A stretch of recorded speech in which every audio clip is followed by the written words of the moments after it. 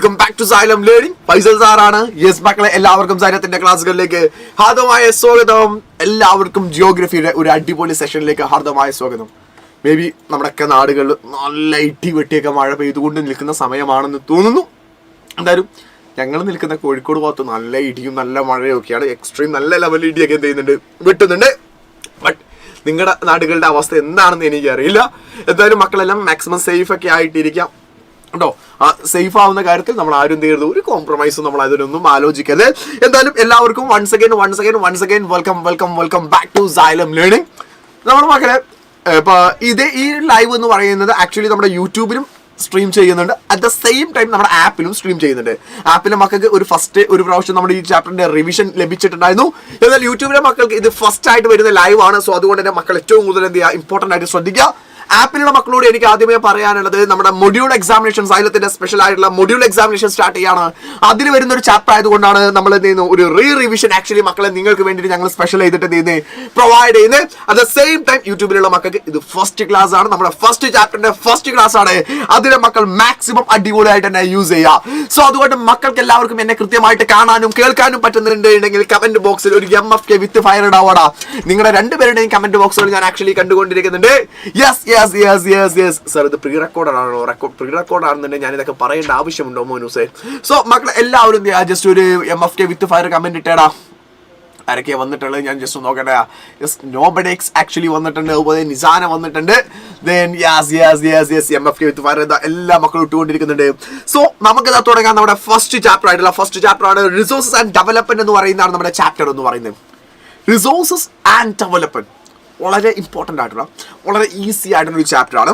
ഇതിനെ നമ്മൾ കംപ്ലീറ്റ് ആയിട്ട് പറയുന്നതിന് പകരമായിട്ട് ഇതിലെ മോസ്റ്റ് ഇമ്പോർട്ടൻ്റ് ആയിട്ട് വരുന്ന എല്ലാ ഏരിയാസുമായിരിക്കും നമ്മൾ ഇന്ന് ഡിസ്കസ് ചെയ്യാൻ പോകുന്നത്. മോസ്റ്റ് ഇമ്പോർട്ടൻ്റ് ആയിട്ട് എക്സാമിനേഷന് ചോദിക്കാൻ ചാൻസസ് ഉള്ള എല്ലാ ഏരിയാസിനെ കുറിച്ചിട്ടും നമ്മളിന്ന് ഡിസ്കസ് ചെയ്യുന്നതാണ്. സോ മക്കളെ എൻ്റെ കൂടെ തന്നെ മക്കൾ എന്ത് ചെയ്യണം, ഉണ്ടായിരിക്കണം. എന്തെങ്കിലും ഡൗട്ട്സുകൾ കാര്യങ്ങൾ ഉണ്ടെങ്കിൽ അപ്പൊ ചോദിച്ചു കഴിഞ്ഞാൽ എന്ത് ചെയ്യാൻ പോകുക. സോ നമുക്കിതാ തുടങ്ങാം. ദ ഫസ്റ്റ് ഏരിയ എന്ന് പറയുന്നത് മേ ബി എക്സാമിനേഷൻ ചോദിക്കാൻ ചാൻസ് ഉള്ള ചോദ്യം ഇതായിരിക്കും. What is resource or define resource? എന്താണ് റിസോഴ്സ് എന്ന് പരീക്ഷയ്ക്ക് ചോദിക്കാൻ വളരെ സാധ്യതയുള്ള ഭാഗമാണ്. നമുക്ക് എന്താണ് റിസോഴ്സ് എന്ന് പറയുന്നത്? എന്താ? It is everything available in our environment. നമ്മുടെ എൻവറോൺമെന്റിൽ അവൈലബിൾ ആയിട്ടുള്ള എല്ലാത്തിനെയും എവറിത്തിങ്ങിനെയും നമുക്ക് റിസോഴ്സ് എന്ന് പറയാം. ബട്ട് നമുക്ക് കുറച്ച് കാര്യങ്ങൾ പറയുന്നുണ്ട്. എവറിത്തിങ് ഒന്ന് പറഞ്ഞു എന്ന് കരുതി നമ്മൾ അങ്ങോട്ട് ഫുള്ളായിട്ട് റിസോഴ്സ് ആക്കാൻ വരട്ടെ, അത് വെക്കാൻ പറ്റില്ല. Which can be used to satisfy our need. അതെന്ത് ചെയ്തിരിക്കണം, നമ്മുടെ നീഡിനെ സാറ്റിസ്ഫൈ ചെയ്യുന്ന ഒരു വസ്തു ആയിരിക്കണം. നമ്മുടെ എന്തെങ്കിലും ഒരു നീഡിനെ സാറ്റിസ്ഫൈ ചെയ്യാൻ കഴിയുന്നതിനെ നമ്മൾ റിസോഴ്സ് ആയിട്ട് കൺസിഡർ ചെയ്യാൻ പറ്റുള്ളൂ. അല്ലാതെ ഒരു ആവശ്യത്തിനും പറ്റാത്ത, ഒന്നിനും ഉപയോഗിക്കാൻ പറ്റാത്ത ഒരു വസ്തുവിനെ നമ്മൾ റിസോഴ്സ് ആയിട്ട് കൺസിഡർ ചെയ്യുന്നില്ല. It should be satisfy our need. അതെന്തിരിക്കണം മക്കളെ, നമ്മുടെ ഒരു നീഡിനെ സാറ്റിസ്ഫൈ ചെയ്യണം, നമ്മുടെ നീഡിനെ സാറ്റിസ്ഫൈ ചെയ്യണം. അതുപോലെ തന്നെ ഇറ്റ് മസ്റ്റ് ബി, അതെന്തായിരിക്കാം, ടെക്നിക്കലി ആക്സസിബിൾ. നമ്മുടെ ഇന്നത്തെ അവൈലബിൾ ആയ ടെക്നോളജി വെച്ചിട്ട് നമുക്ക് ആക്സസ് ചെയ്യാൻ പറ്റുന്നതായിരിക്കാം. നമ്മുടെ ഇന്നത്തെ അവൈലബിൾ ആയിട്ടുള്ള ടെക്നോളജി വെച്ചിട്ട് നമുക്ക് ആക്സസ് ചെയ്യാൻ പറ്റണം. ഉദാഹരണം, ഇപ്പം മാൻറ്റിൽ, ഭൂമിയുടെ അടിയിൽ നമ്മളെ എന്താണ്, ക്രസ്റ്റ് ഉണ്ട്, മാൻറ്റിലുണ്ട്, കോറൊക്കെ ഉണ്ടല്ലോ. അപ്പം മാൻറ്റിൻ്റെയും താഴെ ഒരു റിസോഴ്സ് ഉണ്ടെന്ന് വിചാരിക്കാം. നമ്മൾ പറയുകയാണ് ഭൂമിയുടെ ഒരു 40 കിലോമീറ്ററിൻ്റെ ഉള്ളിലായിട്ട് ഡയമണ്ട്സുകളുണ്ട്. അതിനൊരിക്കലും നമുക്ക് റിസോഴ്സ് ആയിട്ട് കൺസിഡർ ചെയ്യാൻ പറ്റില്ല. Because it not able to access that one. അത് നമുക്ക് എന്ത് ചെയ്യില്ല, ടെക്നോളജിക്കലി ആക്സസ് ചെയ്യാൻ പറ്റുന്നില്ല. അതുകൊണ്ട് അതിനെന്ത് ചെയ്യാൻ പറ്റില്ല, റിസോഴ്സ് ആയിട്ട് നമുക്ക് എന്തെങ്കിലും കൺസിഡർ ചെയ്യാൻ പറ്റില്ല. ആൻഡ് എക്കണോമിക്കലി ഫീസിബിൾ, അതെന്തേക്കും, എക്കണോമിക്കലി ഫിനാൻഷ്യലി ഫീസിബിൾ ആയിരിക്കും. ആൻഡ് കൾച്ചറലി അക്സെപ്റ്റബിൾ ആയിരിക്കും. നമ്മൾ സാംസ്കാരികപരമായിട്ട് കൾച്ചറലായിട്ട് അക്സെപ്റ്റ് ചെയ്യുന്നതായിരിക്കണം. So resource, what is resource എന്ന് ചോദിക്കുന്ന സമയത്ത്, ഡിഫൈൻ റിസോഴ്സ് എന്ന് ചോദിക്കുന്ന സമയത്ത് മക്കൾ എന്താ എഴുതേണ്ട മക്കൾ എഴുതുന്നതാണ് everything available in our environment. നമ്മുടെ എൻവറോൺമെന്റിൽ അവൈലബിൾ ആയിട്ടുള്ള എല്ലാത്തിനെയും നമുക്ക് റിസോഴ്സ് എന്ന് പറയാൻ പറ്റും. Which can be used to satisfy our need. അത് നമ്മുടെ നീഡിനെ സാറ്റിസ്ഫൈ ചെയ്യുന്നതായിരിക്കണം.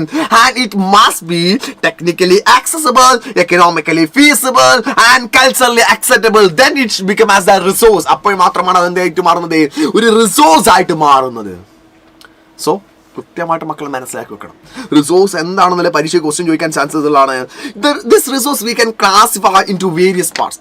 റിസോഴ്സിനെ പല രീതിയിൽ ക്ലാസിഫൈ ചെയ്യാൻ പറ്റും on the base of origin. നമ്മൾ ഇതിന്റെ ഡീറ്റെയിൽ പഠിക്കേണ്ട, ഇതിന്റെ എന്ത് ചെയ്യേണ്ട, ഡീറ്റെയിൽഡ് വേർഷൻസുകൾ മക്കൾ പഠിക്കേണ്ട ആവശ്യമില്ല. പക്ഷേ എന്ത് ചെയ്യണം, നമുക്ക് സിമ്പിൾ ആയിട്ട് എന്ത് ചെയ്യണം, അത് അതിന്റെ ഓരോ പോയിന്റ്സുകളും ജസ്റ്റ് ഒന്ന് മക്കൾ മനസ്സിലാക്കിയിട്ട് വെക്കണം. റിസോഴ്സിനെ നമ്മൾ ക്ലാസിഫൈ ചെയ്യണം on the base of origin. അതിന്റെ ഒറിജിന്റെ ബേസിൽ നമ്മൾ റിസോഴ്സിനെ ക്ലാസിഫൈ ചെയ്യുന്നത് രണ്ടെണ്ണമാണ്, ബയോട്ടിക്കും അബിയോട്ടിക്കുമായിട്ടും. Biotic that means the living things, ജീവനുള്ള എല്ലാത്തിനെയും നമ്മൾ പറയുന്നത് ബയോട്ടിക്കിലാണ് പറയാം. ഹ്യൂമൻ ബയോട്ടിക്കാണ്, ട്രീസ് ബയോട്ടിക്കാണ്, ആനിമൽസ് ബയോട്ടിക്കാണ്, ബേർഡ്സ് ബയോട്ടിക്കാണ്. ജീവനുള്ള living things everything is under the biotic. At the same time the abiotic is non living. Rock, പാറ എന്ന് പറയുന്നതിന് ജീവനുണ്ടോ? ഇല്ല. വാട്ടർ, എയർ, ഇതൊക്കെ ഏതാണ്? അബിയോട്ടിക് ആണ്. So resources we can classify on the base of origin. ഒറിജിന്റെ ബേസിൽ നമ്മൾ റിസോഴ്സിനെ രണ്ടായിട്ട് ക്ലാസിഫൈ ചെയ്തു. ഏതൊക്കെയാണ് മക്കളെ? Biotic and abiotic. ഏതൊക്കെയാണ് മക്കളെ? ബയോട്ടിക്കും അബിയോട്ടിക്കും ആണ്. Biotic means the living things ആണ്, അതേസമയം അബിയോട്ടിക് എന്ന് പറയുന്നത് എന്താണ്? നോൺ ലിവിങ് തിങ്സ് ആണ്. Then we are classify the resource on the base of exhaustability. എക്സോസ്റ്റബിലിറ്റിയുടെ ബേസിൽ നമ്മൾ രണ്ടായിട്ട് ഡിവൈഡ് ചെയ്യുന്നുണ്ട്. അതാണ് റിന്യൂവബിൾ റിസോഴ്സും നോൺ റിന്യൂവബിൾ റിസോഴ്സ് എന്ന് പറയും. റിന്യൂവബിൾ റിസോഴ്സ് എന്ന് പറഞ്ഞാൽ എന്താണ്? It we can able to renew, നമുക്ക് വീണ്ടും വീണ്ടും യൂസ് ചെയ്യാൻ പറ്റുന്ന, വീണ്ടും വീണ്ടും റിന്യൂ ആയിക്കൊണ്ടേ നിൽക്കുന്നതിനെയാണ് റിന്യൂവബിൾ റിസോഴ്സ് എന്ന് വിളിക്കാറുള്ളത്. അതിന്റെ ഡീറ്റെയിൽ നമുക്ക് എന്താണ് ഈ ചാപ്റ്റർ തന്നെ നമുക്ക് പറയാനുണ്ട്. ഉദാഹരണമായിട്ട് നമുക്ക് പറയാം, ഇപ്പൊ എയർ പറഞ്ഞാൽ മതി. എയർ എന്ന് പറയുന്നത് if you R inhaled oxygen, ആ ഓക്സിജൻ വീണ്ടും ഇവിടെ ഉണ്ടായിക്കൊണ്ടേയിരിക്കും. അതാണ് നമ്മൾ റിന്യൂവബിൾ റിസോഴ്സ് എന്ന് പറയുന്നത്.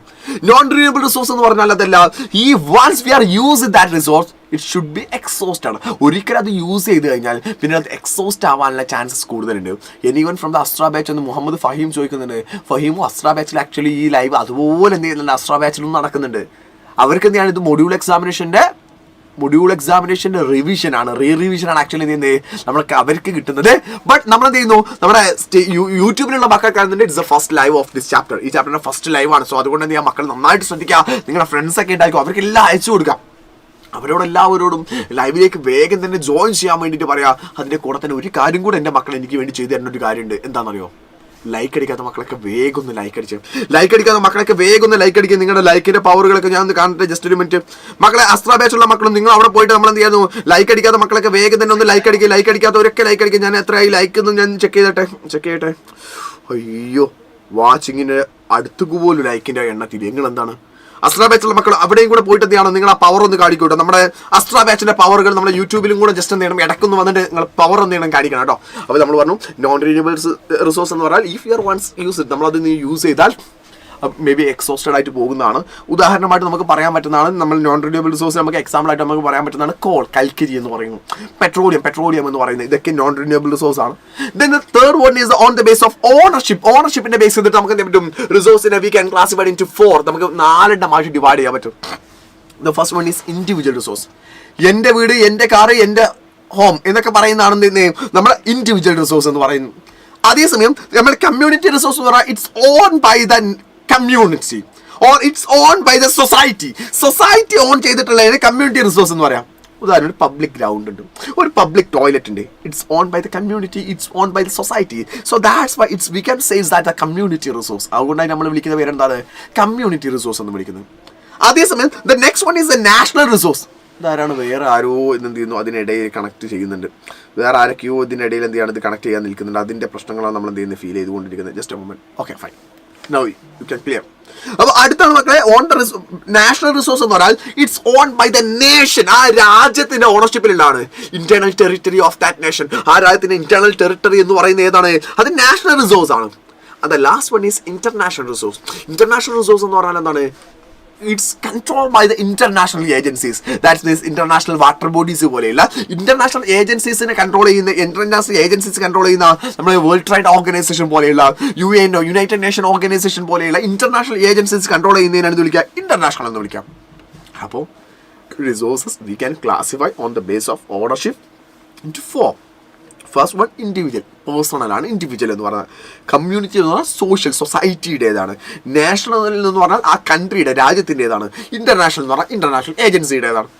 ഇസ് ഇറ്റ് ക്ലിയർ ആണ്? ഈ കമന്റ് ബോക്സ് എന്താണ്, MFK വിത്ത് ഫയർ ആണ് കേട്ടോ. നാദി എന്താണ്, നാദി നമ്മളെ കമന്റ് ആപ്പിൽ എന്തോ ഒരു മോൾ എന്തോ പറഞ്ഞല്ലോ, എന്താണ് നാദി ഷെഹ്റാസ്. ദിസ് ഈസ് റെക്കോർഡർ ആണെന്നുണ്ടെങ്കിൽ മോളൂസെ നീ വന്ന് ഞാൻ എങ്ങനെ അറിയൂപ്പോ? അത് ഈ ആലോചിക്കണ്ടേ? എന്തിനാണ് ഇപ്പം അതിൻ്റെയൊക്കെ ആവശ്യം? ഇന്ന് നമ്മൾ AK സാറിൻ്റെ കല്യാണമാണ്, നിങ്ങളെല്ലാവരും അറിഞ്ഞിട്ടുണ്ടാവും വിചാരിക്കുന്നു. അറിഞ്ഞിട്ടില്ലെങ്കിൽ എല്ലാവരും എന്ത് ചെയ്യണം ചോദിക്കണം. എല്ലാവരും AK സാറിൻ്റെ കല്യാണത്തിന് ചിലവ് എന്ത് ചെയ്യണം ചോദിക്കണം. ഞാൻ പറഞ്ഞു എന്നാൽ ഒരിക്കലും എന്ത് ചെയ്ത് പറയാൻ നിൽക്കരുത്. നമ്മുടെ സ്വന്തം അഫ്നാസ് സാറിൻ്റെ കല്യാണമാണ്, എല്ലാവരും ചിലവ് ചോദിക്കണം. ഇനി അഫ്നാസ് സാറിനെ നിങ്ങൾ എവിടെ നിന്ന് കാണുകയാണെങ്കിൽ, കേരളത്തിൻ്റെ ഏത് ഭാഗത്തു നിന്ന് കാണുകയാണെന്നുണ്ടെങ്കിലും വേഗം തൊട്ടടുത്തുള്ള ഒരു ബേക്കറി കൊണ്ടുപോകുക. എന്നിട്ട് എന്ത് ചെയ്യുക, സാറിനോട് ചിലവൊക്കെ ചോദിക്കണം കേട്ടോ. അതിലും നമ്മളൊരു കുറവും വരുത്തരുത്. കാരണം നമുക്ക് സാറിനോടുള്ള സ്നേഹം അങ്ങനെയൊക്കെ നമുക്ക് കാണിക്കാൻ പറ്റുള്ളൂ കേട്ടോ. അപ്പോൾ നമ്മൾ എന്ത് ചെയ്തു, നെക്സ്റ്റ് ഏരിയയിലേക്ക് നമ്മൾ പോകുകയാണ്. അടുത്താണ് on the base of status of development. Status of development base ചെയ്ത് നമ്മൾ 4ആയിട്ട് ഡിവൈഡ് ചെയ്യുന്നുണ്ട്. ഒന്ന് പൊട്ടൻഷ്യൽ റിസോഴ്സ് എന്ന് പറയും. പൊട്ടൻഷ്യൽ റിസോഴ്സ് എന്ന് പറഞ്ഞാൽ we know there is a resource but we do not take it still that moment. നമ്മൾക്ക് അറിയാം അവിടെ റിസോഴ്സ് ഉണ്ട്, നമുക്കറിയാം. ബട്ട് നമുക്ക് ഇന്ന് നമ്മൾ അവൈലബിൾ ആയിട്ടുള്ള ടെക്നോളജി വെച്ചിട്ട് നമുക്ക് ആക്സസ് ചെയ്യാൻ പറ്റാത്തതിനാണ് പൊട്ടൻഷ്യൽ റിസോഴ്സ് എന്ന് പറയാം. ഉദാഹരണത്തിന് ഒരു 20 കിലോമീറ്റേഴ്സിന് താഴെ ഒരു റിസോഴ്സ് ഉണ്ട്. ഇപ്പോൾ ഉദാഹരണം KGF എന്ന് പറയുന്നത് തന്നെ ആലോചിക്കുക, കോളാർ ഗോൾഡ് ഫീൽഡ്. ഈ KGF എന്ന് പറയുന്ന സ്ഥലത്ത് ഇന്നും ഗോൾഡ് ഉണ്ടെന്നുള്ളത് നമുക്കറിയാം. കർണാടകയിലെ കോളാർ ഗോൾഡ് ഫീൽഡ് എന്ന് പറയുന്നത് KGF എന്ന് പറയുന്ന സ്ഥലത്ത് ഇന്നും ഗോൾഡ് ഉണ്ടെന്ന് നമുക്കറിയാം. ബട്ട് അത് എടുക്കാനുള്ള ടെക്നോളജി ഇന്ന് നമ്മുടെ കയ്യിലില്ല. അപ്പോൾ നമുക്ക് എന്ത് ചെയ്യുന്നു, നമ്മൾ മനസ്സിലാക്കാണ് their potential for the gold. ആ ഗോൾഡിനുള്ള പൊട്ടൻഷ്യൽ അവിടെ ഉണ്ട്. ബട്ട് ആ ടെക്നോളജി ഇല്ലാത്തത് കൊണ്ടാണ് അതിനെ നമ്മൾ വിളിക്കുക പൊട്ടൻഷ്യൽ റിസോഴ്സ് എന്ന് വിളിക്കും. നമ്മൾ ചിലപ്പോൾ നമ്മുടെ സ്റ്റുഡൻസിനെയൊക്കെ പറയാറില്ലേ, ചിലപ്പോൾ നമ്മൾ എന്ത് ചെയ്യുന്നു, നമ്മൾ സ്റ്റുഡൻസിനെയൊക്കെ ചിലപ്പോൾ പറയാറുണ്ട്. ഇപ്പോൾ നമ്മുടെ പാരൻസ് മീറ്റിംഗ് സ്റ്റുഡൻസ് വരുന്ന സമയത്ത് അവർക്ക് മാർക്കില്ലെങ്കിൽ ചില ടീച്ചേഴ്സ് വരും, നല്ല പൊട്ടൻഷ്യലുള്ള കുട്ടിയാണ് പക്ഷെ ഉപയോഗിക്കുന്നില്ല. പൊട്ടൻഷ്യലുള്ള കുട്ടി പറഞ്ഞാൽ നല്ല ബുദ്ധിയുണ്ട്, അതുപോലെ തന്നെ റിസോഴ്സുകളുണ്ട്, ബട്ട് എന്ത് ചെയ്യുന്നില്ല, അത് യൂസ് ചെയ്യാത്തതാണ് പൊട്ടൻഷ്യൽ റിസോഴ്സ്. അതിനുള്ള ടെക്നോളജി ഇല്ലാത്ത. രണ്ടാമതാണ് ഡെവലപ്ഡ് റിസോഴ്സ്. ഡെവലപ്ഡ് റിസോഴ്സ് എന്ന് പറഞ്ഞാൽ എന്താ അറിയോ, we know the resource these there, അവിടെ റിസോഴ്സ് ഉണ്ടെന്ന് നമുക്കറിയാം. വി ഹാവ് ദ ടെക്നോളജി, നമുക്ക് അതിനുള്ള ടെക്നോളജി ഉണ്ട്, നമ്മൾ യൂസ് ചെയ്തുകൊണ്ടിരിക്കുന്നതിനാണ് ഡെവലപ്ഡ് എന്ന് പറയാം.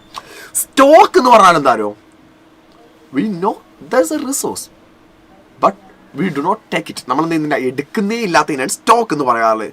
ഏറ്റവും അവസാനം തന്നെ റിസർവ്സ് എന്ന് പറയുന്നത്, നമുക്കറിയാം അവിടെ റിസോഴ്സ് ഉണ്ട്, എത്ര അളവിലാണ് റിസോഴ്സ് ഉള്ളത്, എത്ര ക്വാളിറ്റിയിലാണ് റിസോഴ്സ് ഉള്ളത് എന്നൊക്കെ നമുക്കറിയാം.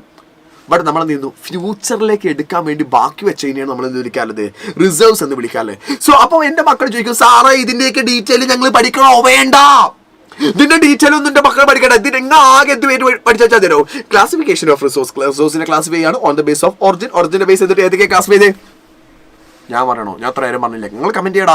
ഏതൊക്കെയാണ് ബയോട്ടിക്കും അബയോട്ടിക്കും, ബയോട്ടിക്കും അബയോട്ടിക്കും, ബയോട്ടിക്കും അബയോട്ടിക്കും. On the base of renewability. റിന്യൂവബിലിറ്റിയുടെ ബേസ് ചെയ്തിട്ട് നമ്മൾ റിസോഴ്സിനെ ക്ലാസിഫൈ ചെയ്തു, the two renewable and non renewable. On the base of ownership. ഓണർഷിപ്പിന്റെ ബേസ് ചെയ്ത് 4ആയിട്ട് ഡിവൈഡ് ചെയ്തു, individual, community, national, international. On the base of status of development 4 divide ചെയ്തു, പൊട്ടൻഷ്യൽ, ഡെവലപ്ഡ്, സ്റ്റോക്സ്, റിസർവ്സ് എന്ന് പറയുന്നത്. So is this clear guys? Clear ആണോടാ? ആണെങ്കിൽ എന്താ ഇടേണ്ടത്? കമന്റ് ബോക്സിൽ MFK വിത്ത് ഫയർ. ക്ലിയർ ആണെങ്കിൽ കമന്റ് ബോക്സിൽ MFK വിത്ത് ഫയർ എന്ത് ചെയ്യാം, ഇട്ടുകൊണ്ടേയിരിക്കുക. അപ്പോഴാണ് നിങ്ങൾക്ക് ഞാൻ പറഞ്ഞ കാര്യങ്ങളെല്ലാം കൃത്യമായിട്ട് മനസ്സിലായിട്ടുണ്ട് എന്നുള്ള എനിക്ക് എന്ത് ചെയ്യുള്ളൂ, മനസ്സിലാക്കാൻ സാധിക്കുള്ളൂ. Then we are moving to the next one. Is അടുത്താണ് ദ ഡെവലപ്മെന്റ് ഓഫ് റിസോഴ്സ്. ഈ റിസോഴ്സുകൾ നമ്മൾ ഡെവലപ്പ് ചെയ്യൽ നിർബന്ധമാണ്. ബിക്കോസ് എന്തുകൊണ്ടാണ് അതിന് ഡെവലപ്പ് ചെയ്യൽ നിർബന്ധമാണ് നമ്മൾ പറയുന്ന കാര്യം, resources are very much important for human survival. നമ്മൾ മനുഷ്യന് ജീവിക്കണമെങ്കിൽ we need so many resources. നമുക്ക് ഒരുപാട് റിസോഴ്സുകൾ വേണ്ടേ? ഭക്ഷണം കഴിക്കാൻ നമുക്ക് എത്ര കൈൻഡ്സ് ഓഫ് റിസോഴ്സുകൾ വേണമെന്ന് ആലോചിക്കുക. നമുക്ക് ജീവിക്കണമെങ്കിൽ ഒരുപാട് ഐറ്റം റിസോഴ്സുകൾ എന്ത് ചെയ്യണം, നമുക്ക് വേണം. അപ്പം നമ്മൾ ജസ്റ്റ് നമ്മുടെ ബോഡിയിലേക്ക് മാത്രം നോക്കിയാൽ മതി. ഇപ്പം ഞാനിപ്പോൾ നോക്കുന്ന സമയത്ത് എൻ്റെ കയ്യിൽ വാച്ച് കിട്ടിയിട്ടുണ്ട്. ഈ വാച്ച് ഉണ്ടാക്കാൻ വേണ്ടി ഞാൻ റിസോഴ്സുകൾ ആക്ച്വലി യൂസ് ചെയ്തിട്ടുണ്ടായിരിക്കാം. ഈ ഡ്രസ്സ് ഉണ്ട്, ഡ്രസ്സിന് റിസോഴ്സുകൾ യൂസ് ചെയ്തിട്ടായിരിക്കും. ഞാൻ റിങ് യൂസ് ചെയ്യുന്നുണ്ട്, അപ്പം മെറ്റൽ ഐറ്റംസുകൾ ഞാൻ റിസോഴ്സുകൾ ആക്ച്വലി യൂസ് ചെയ്യുന്നുണ്ട്. അതുപോലെ തന്നെ എന്ത് ചെയ്യുന്നു, നമ്മൾ ഇപ്പോൾ ഫുഡ് കഴിക്കുന്നുണ്ട്, ഫുഡ് കഴിക്കാനുള്ള റിസോഴ്സുകൾ നമുക്ക് വേണം. അപ്പോൾ ഒരുപാട് റിസോഴ്സുകൾ നമുക്ക് വേണം ഫോർ ഹ്യൂമൻ സർവൈവൽ. നമുക്ക് ജീവിക്കണമെങ്കിൽ തന്നെ നമുക്ക് വേണം. They help to improve the quality of life. അതുകൊണ്ട് തന്നെ ഈ റിസോഴ്സുകളൊക്കെ നമ്മുടെ ക്വാളിറ്റി ഓഫ് ലൈഫിനെ ഇംപ്രൂവ് ചെയ്തുകൊണ്ടേയിരിക്കുന്നുണ്ട്. പണ്ട് ജനങ്ങൾക്ക് ആക്സസ് ആയിരുന്ന ലെവലിലല്ല ഇന്ന് നമുക്ക് ആക്സസ് ആവുന്ന റിസോഴ്സുകൾ എന്ന് പറയുന്നത്. സോ അതുകൊണ്ട് തന്നെ it should B improve the quality of life. അത് നമ്മുടെ ജീവിതത്തെ ഇതിന്റെ ക്വാളിറ്റിയെ കൂട്ടിക്കൊണ്ടേയിരിക്കുന്നുണ്ട്. Earlier people believed that resources were free and gift of nature. നമ്മൾ പണ്ടുള്ള മനുഷ്യന്മാരൊക്കെ വിചാരിച്ചിരുന്നത് എന്താണോ, റിസോഴ്സസ് എന്ന് പറഞ്ഞാൽ ഫ്രീ ആണ്, നാച്ചുറലിന്റെ ഗിഫ്റ്റ് ആണ്, അതുകൊണ്ട് അത് ഇഷ്ടമുള്ള രീതിയിൽ ഉപയോഗിക്കാമെന്നൊക്കെയായിരുന്നു ആദ്യകാലത്ത് മനുഷ്യന്മാർ വിചാരിച്ചിരുന്നത്. ബട്ട് അങ്ങനെയാണോ? അല്ല. Because of this beliefs resources the people are used resource without control. അങ്ങനെ എന്ത് ചെയ്തു, റിസോഴ്സുകൾ ഫ്രീ ആയിട്ട് അവൈലബിൾ ആയിട്ടുള്ളതാണ്, നാച്ചുറൽ ധാരാളമായിട്ട് അവൈലബിൾ ആയിട്ടുള്ളതാണ്, നമുക്ക് ഇഷ്ടമുള്ള രീതിയിൽ യൂസ് ചെയ്യാമെന്ന് ചിന്തിച്ചത് കൊണ്ട് people are used resource without control. ജനങ്ങൾ അന്ത കാലഘട്ടത്തിൽ യൂസ് ചെയ്തത് വിത്തൗട്ട് കൺട്രോൾ, ഒരു കൺട്രോളും ഇല്ലാതെ, ഒരു ശ്രദ്ധയും ഇല്ലാതെയായിരുന്നു റിസോഴ്സുകൾ യൂസ് ചെയ്തിരുന്നത്. it will lead to so much problems. ഇത് നമുക്ക് എന്ത് ചെയ്തു, ഒരുപാട് പ്രശ്നങ്ങളിലേക്ക് തന്നെ നമ്മൾ നയിക്കേണ്ടായി. ഒരുപാട് ഇഷ്യൂസ് വർ ക്രിയേറ്റഡ്. ഒരുപാട് പ്രശ്നങ്ങൾ ഉണ്ടായി. അതാണ് നമ്മൾ എന്ത് ചെയ്യുന്നത് ഇനി പറയാൻ പോകുന്നത്. The major problems of indiscriminate use of റിസോഴ്സുകൾ ഇൻഡിസ്ക്രിമിനേറ്റ് ആയിട്ട്, അതോ ഒരു ശ്രദ്ധയും ഇല്ലാതെ ഒരു കെയറും ഇല്ലാതെ യൂസ് ചെയ്തതിനെ നമ്മൾ വിളിക്കുന്ന പേരാണ് ഇൻഡിസ്ക്രിമിനേറ്റ് എന്ന് പറയുന്നത്. അങ്ങനെ നമ്മൾ റിസോഴ്സുകളെ ഇൻഡിസ്ക്രിമിനേറ്റ് ആയിട്ട് ഒരു ശ്രദ്ധിക്കാതെ ഒരു കെയറും ഇല്ലാതെ നമ്മൾ യൂസ് ചെയ്യുന്നതിന്റെ ഭാഗമായിട്ട് so many problems are emerged. ഏതൊക്കെയാ പ്രോബ്ലംസുകൾ? പരീക്ഷയ്ക്ക് ചോദ്യം ചോദിക്കാം. What are the major problems because of the indiscriminate use of the resource? Depletion of റിസോഴ്സുകൾ എന്ത് ചെയ്യാൻ തുടങ്ങി? ഡിപ്ലീഷൻ ഇല്ലാതാവാൻ തുടങ്ങി. റിസോഴ്സുകളൊക്കെ ഇല്ലാതാവാൻ തുടങ്ങി to satisfy the greed of few peoples. അതെന്ത് ചെയ്യുന്നു? CBSE വളരെ കുറച്ചാളുകളുടെ ഗ്രീഡിന് വേണ്ടിയിട്ട്, വളരെ കുറച്ചാളുകളുടെ താല്പര്യത്തിലേക്ക് മാത്രം, കുറച്ചാളുകൾ മാത്രം അവരുടെ ആർത്തിക്ക് വേണ്ടിയിട്ട് എന്ത് ചെയ്യുന്നു, അത് യൂസ് ചെയ്തതിന്റെ ഭാഗമായിട്ട് റിസോഴ്സ് ആർ ഡിപ്ലീറ്റഡ്, ഇല്ലാതാവുന്ന പ്രശ്നം വരാൻ തുടങ്ങി. അതുപോലെ തന്നെ concentration of resource only in the few hands, വളരെ കുറച്ചാളുകളുടെ കയ്യിൽ മാത്രം റിസോഴ്സ് ഒതുങ്ങി വരാൻ തുടങ്ങി. പൈസ ഉള്ളവനെ എല്ലാ കാലവും എല്ലാ റിസോഴ്സും അവൈലബിൾ ആണ്, പാവപ്പെട്ടവന് ഇത് കിട്ടാത്ത അവസ്ഥ വരാൻ തുടങ്ങി. എന്തിനധികം പറയുന്നു, ഒരു കാലത്ത് ഒരു ശ്രദ്ധയും ഇല്ലാതെ യൂസ് ചെയ്തിരുന്ന സാധനമായിരുന്നു വെള്ളം എന്ന് പറയുന്നത്, വാട്ടർ എന്ന് പറയുന്നത്. ഈ വെള്ളത്തിന് പോലും ഇന്ന് നമ്മൾ വില കൊടുത്ത് വാങ്ങേണ്ട സിറ്റുവേഷനിലേക്ക് ആക്ച്വലി എത്തിയിട്ടുണ്ട്. നിങ്ങൾ ആലോചിച്ച് നോക്കിക്കണ ഒരു നിങ്ങളുടെ പാരൻസിനോട്, നിങ്ങളുടെ പാരൻസിൻ്റെയോ അല്ലെങ്കിൽ നിങ്ങളുടെ ഗ്രാൻഡ് പാരൻസിൻ്റെയോ കാലഘട്ടത്തിൽ അവരോട് നമ്മൾ പറയുകയാണോ വെള്ളം നമ്മൾ ബോട്ടിൽ പൈസ കൊടുത്ത് വാങ്ങിക്കേണ്ടി വരുമെന്ന് പറഞ്ഞാൽ അവരുടെ കാലഘട്ടത്തിൽ അവർക്ക് വിശ്വസിക്കാൻ പോലും പറ്റില്ല. വെള്ളം പൈസ കൊടുത്ത് വാങ്ങിക്കേ. ഇപ്പം ഞാൻ ഏതു പറയുന്ന പോലെ എന്നറിയോ, ഭാവിയിൽ മേ ബി ഫ്യൂച്ചറൊക്കെ വരുന്ന സമയത്ത് നമ്മൾ ഓക്സിജൻ പേയ്മെൻറ്റ് ചെയ്ത് നമ്മൾ വാങ്ങിക്കേണ്ട അവസ്ഥ വരുമെന്ന് ഞാൻ പറഞ്ഞാൽ നിങ്ങൾക്ക് വിശ്വസിക്കാൻ ഡിഫിക്കൽറ്റി ഇല്ലേ? ഓക്സിജന് ക്യാഷ് കൊടുത്ത് വാങ്ങേണ്ടി വരുന്നുണ്ട്. മേ ബി നമ്മൾ അതിലേക്കൊക്കെ എത്താം. നമ്മൾ അതിലേക്കെല്ലാം വരാനുള്ള ചാൻസസ് കൂടുതലാണ്. കാരണം വെള്ളത്തിന് നമ്മൾ ക്യാഷ് കൊടുക്കാൻ തുടങ്ങി. പാലില്ലടാ ആൾക്കാർ, മിൽക്ക്.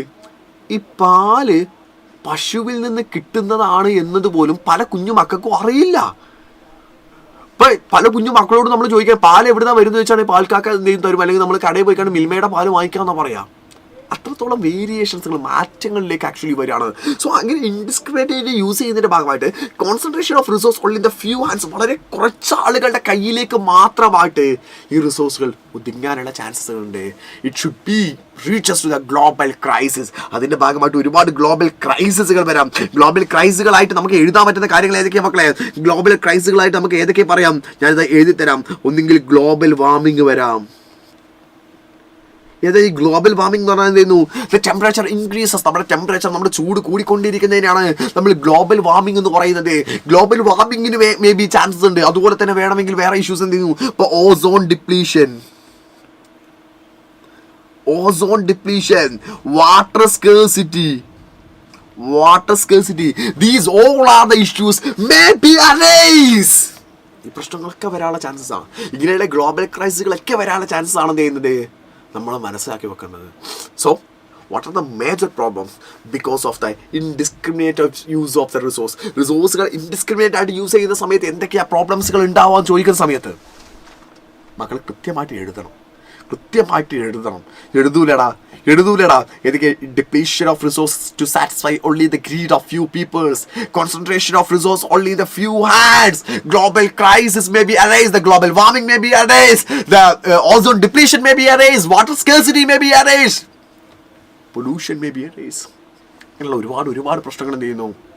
വരാനുള്ള ചാൻസസുകൾ വളരെ വളരെ കൂടുതലാണ് എന്ന് മക്കൾ കൃത്യമായിട്ട് മനസ്സിലാക്കുക.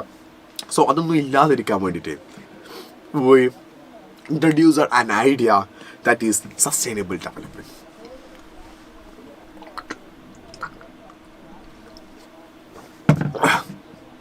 ഈ പ്രശ്നങ്ങളൊന്നും ഇല്ലാതിരിക്കാൻ വേണ്ടിയിട്ടാണ് നമ്മൾ സസ്റ്റൈനബിൾ ഡെവലപ്മെന്റ് എന്ന് പറയുന്ന ഒരു ഐഡിയ കൊണ്ടുവരുന്നത്. മക്കൾ എന്താണ് സസ്റ്റൈനബിൾ ഡെവലപ്മെന്റ് എന്ന് ചോദിക്കുന്ന സമയത്ത് I give the two definition. അതിന് ഞാൻ പറയും നിങ്ങളോട് ഏറ്റവും ബെസ്റ്റ് ഡെഫിനിഷൻ നിങ്ങൾ ഏതാണ് പഠിക്കേണ്ടത് എന്നോട് അങ്ങനെ പേഴ്സണലി ചോദിക്കുകയാണെങ്കിൽ ഞാൻ ഉറപ്പായിട്ട് പറയുന്ന ഡെഫിനിഷൻ ഈ സെക്കൻഡ് വൺ ആയിരിക്കും. നിങ്ങൾ ഇതിനെ കൃത്യമായിട്ട് അങ്ങോട്ട് പഠിച്ചു വെക്കാം. സസ്റ്റൈനബിൾ ഡെവലപ്മെന്റ് മീൻസ്, ആദ്യം ഫസ്റ്റ് പറയാം എന്നിട്ട് രണ്ടാമത്തെ തരം. The sustainable economic development means development should take place without damage in the environment. നമ്മുടെ എൻവിറോൺമെന്റിന് ഡാമേജ് ക്രിയേറ്റ് ചെയ്യാത്ത രീതിയിൽ ഡെവലപ്മെന്റ് ചെയ്യുന്നതിനെ വിളിക്കുന്ന പേരാണ് സസ്റ്റൈനബിൾ ഡെവലപ്മെന്റ് എന്ന് പറയുന്നത്. എൻവിറോൺമെന്റ് ഡാമേജ് ക്രിയേറ്റ് ചെയ്യാത്ത രീതിയിൽ നമ്മൾ എന്തെങ്കിലും ഒരു ഡെവലപ്മെന്റ് നടത്തുന്നതിന്റെ ഭാഗമായിട്ട് അത് എൻവിറോൺമെന്റ് നെഗറ്റീവായിട്ട് എഫക്റ്റ് ചെയ്യാത്ത രീതിയിൽ നമ്മൾ ഡെവലപ്മെന്റുകൾ നടത്തുന്നതിനെ വിളിക്കുന്ന പേരാണ് സസ്റ്റൈനബിൾ ഡെവലപ്മെന്റ് എന്ന് വിളിക്കുന്നത്. എന്നാൽ അതിന് പകരമായിട്ട് ഒരു സെക്കൻഡ് നല്ലൊരു ഡെഫിനിഷനിലേക്ക് പോകുകയാണെങ്കിൽ, it is the best definition I ever seen, that is the development in the present should not compromise with the needs of the future generation. That means development in the പ്രസന്റിലുള്ള ആളുകളുടെ, നമ്മുടെ പ്രസന്റിൽ ജീവിക്കുന്ന ആളുകളുടെ ഡെവലപ്മെന്റ്സുകളെല്ലാം നടത്തണം. ഡെവലപ്മെന്റ് ഇൻ ദ പ്രസന്റിലെ ഡെവലപ്മെന്റുകളെല്ലാം നടത്തണം. But it should not compromise. പക്ഷെ അത് ഇപ്പോഴുള്ള ആളുകൾക്ക് ഡെവലപ്മെന്റുകൾ ചെയ്തു എന്ന് കരുതിയിട്ട് ഇറ്റ് ഷുഡ് നോട്ട് കോംപ്രമൈസ്, അത് കോംപ്രമൈസ് ചെയ്യാൻ പാടില്ല the needs of future generation. ആരുടെ? ഫ്യൂച്ചർ ജനറേഷൻ്റെ. നമ്മുടെ കാര്യങ്ങളെല്ലാം ചെയ്തു എന്ന് കരുതിയിട്ട് ഫ്യൂച്ചറിലുള്ള ആളുകൾക്ക് ഇത് കിട്ടണ്ട എന്നുള്ള അവസ്ഥ ഉണ്ടാവരുത്. നമ്മൾ ഓക്സിജൻ യൂസ് ചെയ്യുന്നു എന്ന് കരുതിയിട്ട് ഫ്യൂച്ചറിലുള്ള ആളുകൾക്കും ഈ ഓക്സിജൻ ബാക്കിയായിട്ട് ഇവിടെ കിട്ടണം. നമ്മൾ വെള്ളം യൂസ് ചെയ്യുന്നത് പോലെ ഫ്യൂച്ചറിലുള്ള ആളുകൾക്കും ഇവിടെ വെള്ളം അവൈലബിൾ ആയിട്ട് കിട്ടണം. അതിനുള്ള കാര്യങ്ങൾ ചെയ്യുന്നതിനെ വിളിക്കുന്ന പേരാണ് സസ്റ്റൈനബിൾ ഡെവലപ്മെന്റ്. അപ്പോൾ നമ്മൾ എങ്ങനെയായിരിക്കും ആ കാര്യങ്ങൾ ചെയ്യുന്നത്? The development without damage in the എൻവിറോൺമെന്റിനെ ഡാമേജ് ചെയ്യാത്ത രീതിയിൽ ഡെവലപ്മെന്റ് ചെയ്താൽ മാത്രമേ ഈ പദ്ധതി അവിടെ നടക്കുള്ളൂ. കാരണം എൻവിറോൺമെന്റ് ഡാമേജ് ക്രിയേറ്റ് ചെയ്താൽ അതെന്ത് ചെയ്യും? പല സാധ്യതകളും ഈ ലോകത്ത് നിന്ന് തന്നെ എക്സ്റ്റിങ്ക്റ്റഡ് ആയിട്ട് ഇല്ലാതായിട്ട് പോകാനുള്ള ചാൻസസ് എന്ത് ചെയ്യാണ്? വളരെ വളരെ കൂടുതലാണ്. ഇസ് ദിസ് ക്ലിയർ ആണെങ്കിൽ കമന്റ് ബോക്സിൽ എന്തിടണം? MFK വിത്ത് വരണം. ഈ സസ്റ്റൈനബിൾ ഡെവലപ്മെന്റ് എന്ന് പറയുന്ന ഐഡിയ ഒക്കെ പിന്നീട് വരുന്നത് എവിടുന്നാന്ന് വെച്ചാൽ അതിലേക്കാണ് ഇനി നമ്മൾ എന്ത് ചെയ്ത് പോകുന്നത്. Rio de Janeiro Earth Summit 1992. നിങ്ങളൊക്കെ ജനിക്കുന്നതിന് മുൻപ്, ഞാനും ജനിക്കുന്നതിന് മുമ്പ്, ഞാനും അതൊന്നും ജനിച്ചിട്ടൊന്നുമില്ല കേട്ടോ. ഈ Rio de Earth Summit, Rio de Janeiro വെച്ചിട്ട് എർത്ത് സമ്മിറ്റ് നടന്നു. റിയോ ഡി ജനീരിയോ എന്ന് പറയുന്നത് ബ്രസീലിലൊരു സ്ഥലമാണ്. റിയോ ഡി ജനീരിയോ എന്ന് പറയുന്നത് എന്ത് ചെയ്യുന്നു? നമ്മുടെ ബ്രസീലിലൊരു സ്ഥലമാണ് റിയോ ഡി ജനീരിയോ എന്ന് പറയുന്നത്. ബ്രസീൽ ഇവിടെ ഞാൻ കൊടുത്തിട്ടുണ്ട്, സോറി ഫോർ ദാറ്റ്. അതായത് റിയോ ഡി ജനീരിയോയിൽ വെച്ചിട്ട് നടന്നിട്ട് 1992 എന്ത് ചെയ്തു? ബ്രസീലിൽ റിയോ ഡി ജനീരിയോ വെച്ചിട്ട് എർത്ത് സമ്മിറ്റ് നടന്നു. It's known as A first international earth summit. ഇതാണ് നമ്മൾ ലോകത്തിലെ തന്നെ ആദ്യത്തെ ഇന്റർനാഷണൽ എർത്ത് സമ്മിറ്റ് എന്ന് പറയുന്നത് 1992 ആക്ച്വലി എന്ത് ചെയ്ത് നടന്നിട്ടുണ്ട്. More than hundreds of states are participated. ഇതിൽ നൂറുകണക്കിന് രാജ്യങ്ങൾ പാർട്ടിസിപ്പേറ്റ് ചെയ്തു. Hundreds of states, that means നൂറുകണക്കിന് രാജ്യങ്ങൾ. Sir, can you chat with us? പഠിപ്പിച്ച് കഴിഞ്ഞിട്ട് ചാറ്റ് ചെയ്താൽ മതിയാവും പ്ലീസ്. ആരോൺ സന്തോഷ്, നമുക്ക് പഠിപ്പിച്ച് കഴിഞ്ഞിട്ട് ഡൗട്ട് ഉണ്ടെങ്കിൽ ചോദിച്ചോ, ഞാൻ ഇപ്പോൾ പറഞ്ഞുതരാം. എനിക്ക് അറിയുന്നതൊക്കെയാണ് ഞാൻ പറഞ്ഞത്. എല്ലാം അറിയുന്നുള്ള ബുദ്ധിയൊന്നും എനിക്കില്ല. അറിയുന്നതൊക്കെയാണ് ഞാൻ എന്തെങ്കിലും പറഞ്ഞത്. അപ്പോൾ hundreds of states were participate ചെയ്തു. നൂറുകണക്കിന് രാജ്യങ്ങൾ എന്ത് ചെയ്തു? അതിൽ പാർട്ടിസിപ്പേറ്റ് ചെയ്തു. ഓർഗനൈസ്ഡ് ഡിസ്കസ്, അതിൽ ഡിസ്കസ് ചെയ്ത കാര്യം എന്താണോ? Global environment protection. നമ്മുടെ രാജ്യം മാത്രം പ്രൊട്ടക്ട് ചെയ്തിട്ടുള്ള എൻവിറോൺമെന്റ് ലോകത്ത് മുഴുവൻ, അതാണ് ഗ്ലോബൽ എൻവിറോൺമെന്റ് പ്രൊട്ടക്ഷൻ. ലോകത്തിലെ എല്ലാ രാജ്യങ്ങളും എന്ത് ചെയ്യണം? ഈ ഒരു ഗ്ലോബൽ ലെവലിലായിട്ട് എൻവിറോൺമെന്റ് പ്രൊട്ടക്ഷൻ അതുപോലെ തന്നെ എൻവിറോൺമെന്റ് ഡെവലപ്മെന്റ് കൊണ്ടുവരണം. എൻവിറോൺമെന്റ് ഡെവലപ്മെന്റും എൻവിറോൺമെന്റ് പ്രൊട്ടക്ഷൻ എന്ന് പറയുന്നത് ഗ്ലോബൽ ലെവലിലായിരിക്കണം. എല്ലാം നമ്മുടെ ഒരു രാജ്യം മാത്രം ഉണ്ടായിട്ട് കാര്യമില്ല എന്നതായിരുന്നു റിയോ ഡി ജനീരിയോ വെച്ചിട്ട് നടന്നിട്ടുള്ള എർത്ത് സമ്മിറ്റ് ആക്ച്വലി ഡിസ്കസ് ചെയ്തിരുന്നത്. ഇതിന്റെ ഭാഗമായിട്ടാണ് ശരിക്കും അജണ്ട 21 വരുന്നത്.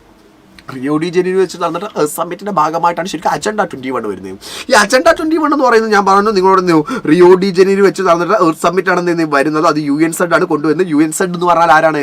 United nation conference on the environmental development എന്ന് പറയുന്നത് UNZ എന്ന് പറയുന്നത്. ഇവരാണ് ആക്ച്വലി കൊണ്ടുവരുന്നത്. എൻ്റെ പേര് Muhammad Faisal Kallidumbil. Peoples are call me MFK. Okay, കിട്ടിയല്ലോ? ചോദിച്ചല്ലോ, കിട്ടിയല്ലോ? Sir, could you sing? ഞാൻ പാട്ട് പാടിയാൽ മക്കളെല്ലാം ഇവിടുന്ന് ഇറങ്ങിപ്പോകും. അതുകൊണ്ട് ഞാൻ എന്ത് ചെയ്യുന്നില്ല, പാട്ട് പാടാൻ നിൽക്കുന്നില്ല. ഞാൻ പറഞ്ഞിട്ട് തന്നെ മക്കൾ ഇറങ്ങിപ്പോകുന്ന അവസ്ഥയിലാണ് പലപ്പോഴും ഉണ്ടാവാറില്ലേ. സോ അതുകൊണ്ട് ഞാൻ വെറുതെ പാട്ട് പാടിയിട്ട് ബാക്കിയുള്ളവരെ വെറുപ്പിക്കണ്ടല്ലോ എന്ന ഒരു ചിന്തയിലാണ് ഞാൻ ആക്ച്വലി ജീവിച്ചുകൊണ്ടിരിക്കുന്നത് കേട്ടോ. മക്കളെ ലൈക്ക് അടിക്കാത്തവരൊക്കെ ലൈക്ക് അടിച്ച്, യൂട്യൂബ് ടീംസ് ലൈക്ക് അടിക്കാത്തവരൊക്കെ ചെയ്യാം, ലൈക്ക് അടിക്കുക. വേഗം നമുക്ക് ഈ ടോപ്പിക് ഇപ്പം തീരും. കുറച്ചും കൂടി നമുക്ക് എന്തെയുള്ളൂ, വളരെ ഇമ്പോർട്ടൻ്റ് ആയ കാര്യങ്ങളിലേക്ക് അവിടെ പോകുകയാണ്. അപ്പോൾ റിയോ ഡി ജനീരിയോ വെച്ച് നടന്നത് എർത്ത് സമ്മിറ്റ് ആണ്. അജണ്ട 21 വരുന്നത്. ഇതിന് എയിം എന്ന് പറയുന്നത് to achieve the global sustainable development. Global ലെവലിൽ സസ്റ്റൈനബിൾ ഡെവലപ്മെന്റ് കൊണ്ടുവരിക എന്നുള്ളതായിരുന്നു അതിന് എയിം എന്ന് പറയുന്നത്. ഗ്ലോബൽ ലെവലിൽ സസ്റ്റൈനബിൾ ഡെവലപ്മെന്റ് കൊണ്ടുവരിക. അത് എങ്ങനെയാണ് കൊണ്ടുവരിക? നമ്മൾ എന്തെയ്യുന്നു?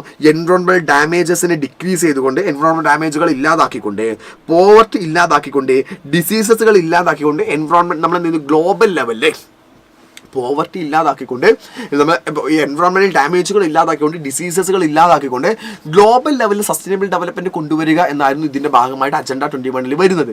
ഇതിനെന്ത് ചെയ്യുന്നുണ്ട് പറയുന്നുണ്ട്, ലോക്കൽ ഗവൺമെന്റ് ലെവലിൽ എന്ന് വെച്ചാൽ അവിടുത്തെ ആ ഒരു രാജ്യത്തിന്റെ ലെവലിലും ഗ്ലോബൽ കോർപ്പറേഷൻ രാജ്യങ്ങൾ തമ്മിൽ പരസ്പരം കോർപ്പറേറ്റ് ചെയ്തിട്ടും common interest and share responsibilities ഈ കാര്യങ്ങളെല്ലാം തന്നെ ഷെയർ ചെയ്യണമെങ്കിൽ, ഈ കാര്യങ്ങളെല്ലാം തന്നെ നടപ്പിലാക്കണമെങ്കിൽ ഒരിക്കലും ഒരു രാജ്യം മാത്രം ചിന്തിച്ചാൽ പോരാ. ആ രാജ്യം ചിന്തിക്കണം, ആ രാജ്യത്തെ ലോക്കൽ ഗവൺമെന്റ് ചിന്തിക്കണം, അതുപോലെ തന്നെ ലോകത്തിലെ എല്ലാ രാജ്യങ്ങളും അവിടുത്തെ ഗവൺമെന്റുകളും ചിന്തിച്ചാൽ മാത്രമേ അജണ്ട 21 എന്ന് പറയുന്ന ഈ ഒരു പ്രോസസ്സിനെ ആക്ച്വലി നടപ്പിലാക്കാൻ പറ്റുള്ളൂ. ഗ്ലോബൽ ലെവലിൽ പോവർട്ടി ഇല്ലാതാക്കണം എന്ന് വെച്ചാൽ നമ്മുടെ രാജ്യത്ത് മാത്രം പോവർട്ടി ഇല്ലാതായ പോരാ, ലോകം മുഴുവനും പോവർട്ടി ഇല്ലാതാക്കണം, ലോകം മുഴുവനും എൻവയോൺമെന്റൽ ഡാമേജുകൾ ഇല്ലാതായിരിക്കണം. കാരണം നമ്മൾ ഒരുപാട് മരങ്ങൾ വെച്ച് പിടിപ്പിച്ചു, നമ്മൾ ഒരുപാട് എന്ത് ചെയ്തു, അഫോസ്റ്റേഷൻ കാര്യങ്ങളെല്ലാം തന്നെ ചെയ്തു. പക്ഷേ ലോകത്ത് മറ്റുള്ള രാജ്യങ്ങളെല്ലാം തന്നെ മരങ്ങളെല്ലാം വെട്ടിമുറിക്കുകയാണെന്നുണ്ടെങ്കിൽ ഓക്സിജൻ കിട്ടാത്ത അവസ്ഥ മറ്റെല്ലാവർക്കും ഫേസ് ചെയ്യുന്ന പോലെ നമുക്കും ഫേസ് ചെയ്യേണ്ടി വരും. സോ അതുകൊണ്ട് ഗ്ലോബൽ ലെവലിൽ എല്ലാവരും എൻവയോൺമെന്റൽ ഡാമേജുകളെ കുറയ്ക്കുക, ഡിസീസസ് സ്പ്രെഡ് ചെയ്യുന്നത് കുറയ്ക്കുക തുടങ്ങിയിട്ടുള്ള കാര്യങ്ങളെല്ലാമാണ് അജണ്ട 21 പറഞ്ഞിട്ടുള്ളത്. അജണ്ട 21 എന്നാ വന്നേ മക്കളെ? പറ എന്നാ വന്ന്?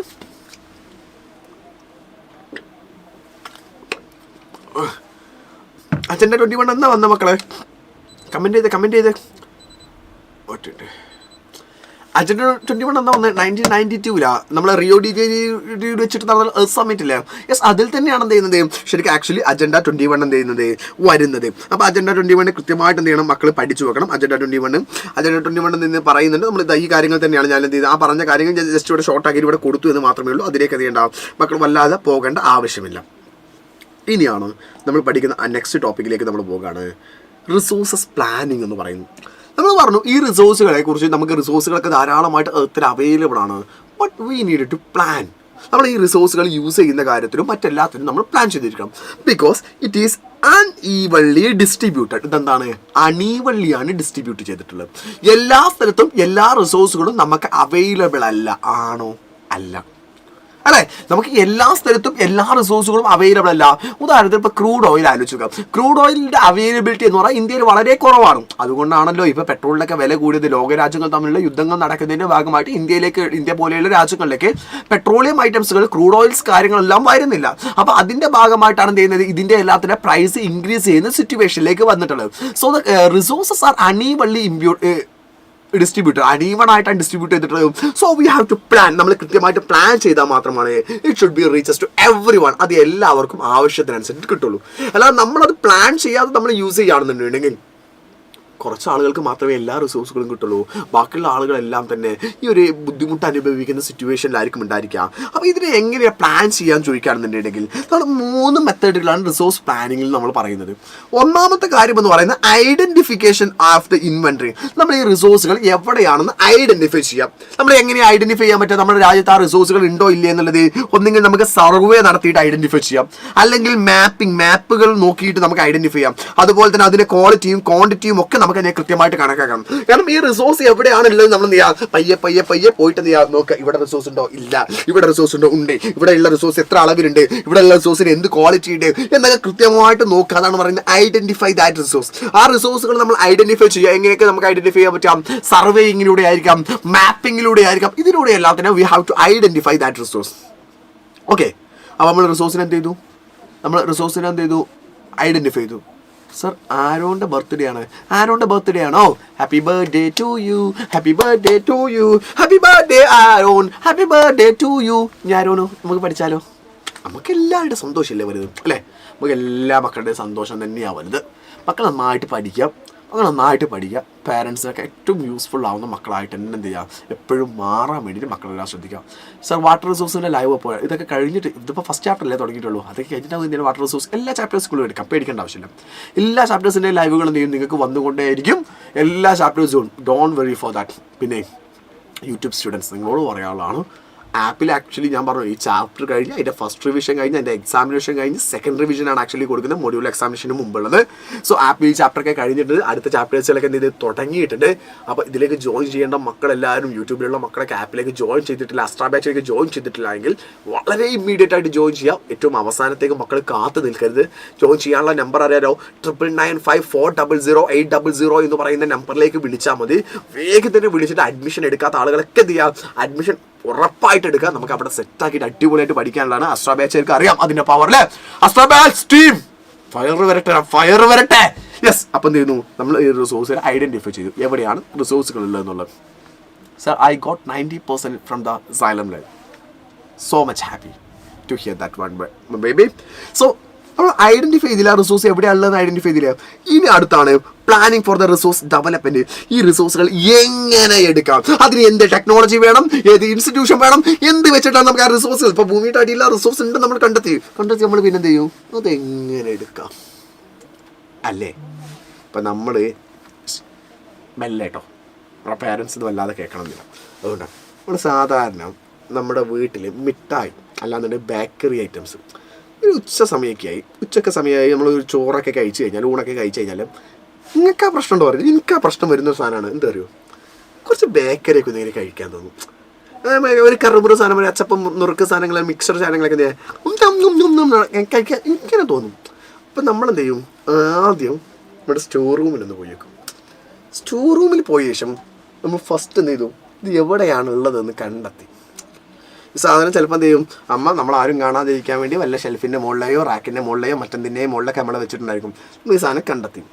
രണ്ടാമത്തെ പരിപാടി നമുക്ക് എങ്ങനെയാണോ, നമുക്ക് അതെങ്ങനെ എടുക്കാം. നമ്മൾ ആദ്യം സാധനം എവിടെ ഉണ്ടെന്ന് കണ്ടെത്തിയ ശേഷം അത് എങ്ങനെ എടുക്കാം. അത് എടുക്കണമെങ്കിൽ ചിലപ്പോൾ എന്ത് വേണ്ടി വരും, നമ്മൾ സ്റ്റൂള് വേണ്ടി വരും. അപ്പോൾ ആ സ്റ്റൂള് നമ്മൾ ഒപ്പിക്കണം, അതിനുള്ള ടെക്നോളജി നമുക്ക് വേണം. അത് എങ്ങനെയൊക്കെയാണ് നമുക്ക് എടുക്കാൻ പറ്റും. ചിലപ്പോൾ നമ്മളെ കൊണ്ട് മാത്രം എടുക്കാൻ പറ്റില്ല, നമ്മൾ അനിയത്തിനൊക്കെ വേണ്ടി വരും. അപ്പോൾ അനിയത്തിയുടെ ഒക്കെ ഹെൽപ്പ് എന്ത് ചെയ്തു, ഒരു ഇൻസ്റ്റിറ്റ്യൂഷൻ്റെ ഹെൽപ്പോട് കൂടെ ഒക്കെ നമ്മൾ എടുക്കാം. അപ്പോൾ നമ്മൾ ഇത് ആ കാര്യം നമ്മൾ അങ്ങോട്ട് സെറ്റാക്കും. അങ്ങനെ അത് എടുത്തു കഴിഞ്ഞ് പിന്നെന്താണ്, നമ്മൾ മാത്രം കഴിക്കുമോ? കാരണം നമ്മളെങ്ങാനും മാത്രം കഴിച്ചാൽ ചിലപ്പോൾ എന്തെങ്കിലും ഉണ്ടാവും, വൈകുന്നേരം വീട്ടിൽ ഗസ്റ്റ് ആയിട്ട് വരുന്ന സമയത്ത് ഫുൾ തെറി അങ്ങോട്ട് കേൾക്കും, എല്ലാം കൂടെ എടുത്തങ്ങോട്ട് തിന്നു, പിന്നെ ഒരു സാധനം ഇവിടെ കിട്ടണ്ടേ. ഇത് കേൾക്കാറുണ്ട്, എനിക്കൊക്കെ നന്നായിട്ട് കേൾക്കുന്നതാ. അപ്പോൾ നമ്മൾ എന്തെന്നറിയോ, ഈ സാധനം കുറച്ച് നമ്മൾ ആദ്യം കഴിക്കും, എന്നിട്ട് നേരെ കൊണ്ടുപോയിട്ട് അമ്മയൊക്കെയുള്ള റൂമിൽ പോയിട്ട് പിന്നെ അമ്മയ്ക്ക് എല്ലാവരും കൂടി കുറച്ച് മിക്സറൊക്കെ തിന്നാ, അങ്ങനെ എല്ലാവരും കൂടെ കൂടിയിട്ട് അങ്ങോട്ട് കഴിക്കും. ഇതന്നെയാണ് റിസോഴ്സ് പ്ലാനിങ്. ഈ കാര്യങ്ങൾ നിങ്ങൾ ചെയ്യുന്ന മക്കളുണ്ട്, ആ കമൻറ്റ് ബോക്സിൽ എന്തെയാണെങ്കിൽ കുറച്ച് ആളുകളൊക്കെ ചെയ്യുന്ന ആൾക്കാരുണ്ട്. എൻ്റെ പോലത്തെ മക്കളൊക്കെ എന്ത് ചെയ്യണം, എല്ലാ കാലഘട്ടത്തിലും ഉണ്ടാവട്ടെ അല്ലേ. നമ്മളൊക്കെ ധീര യോദ്ധാക്കളാണ് കേട്ടോ. നമ്മളതിൽ ചെയ്യാൻ പാടില്ല, കുറവ് വരുത്താൻ പാടില്ല.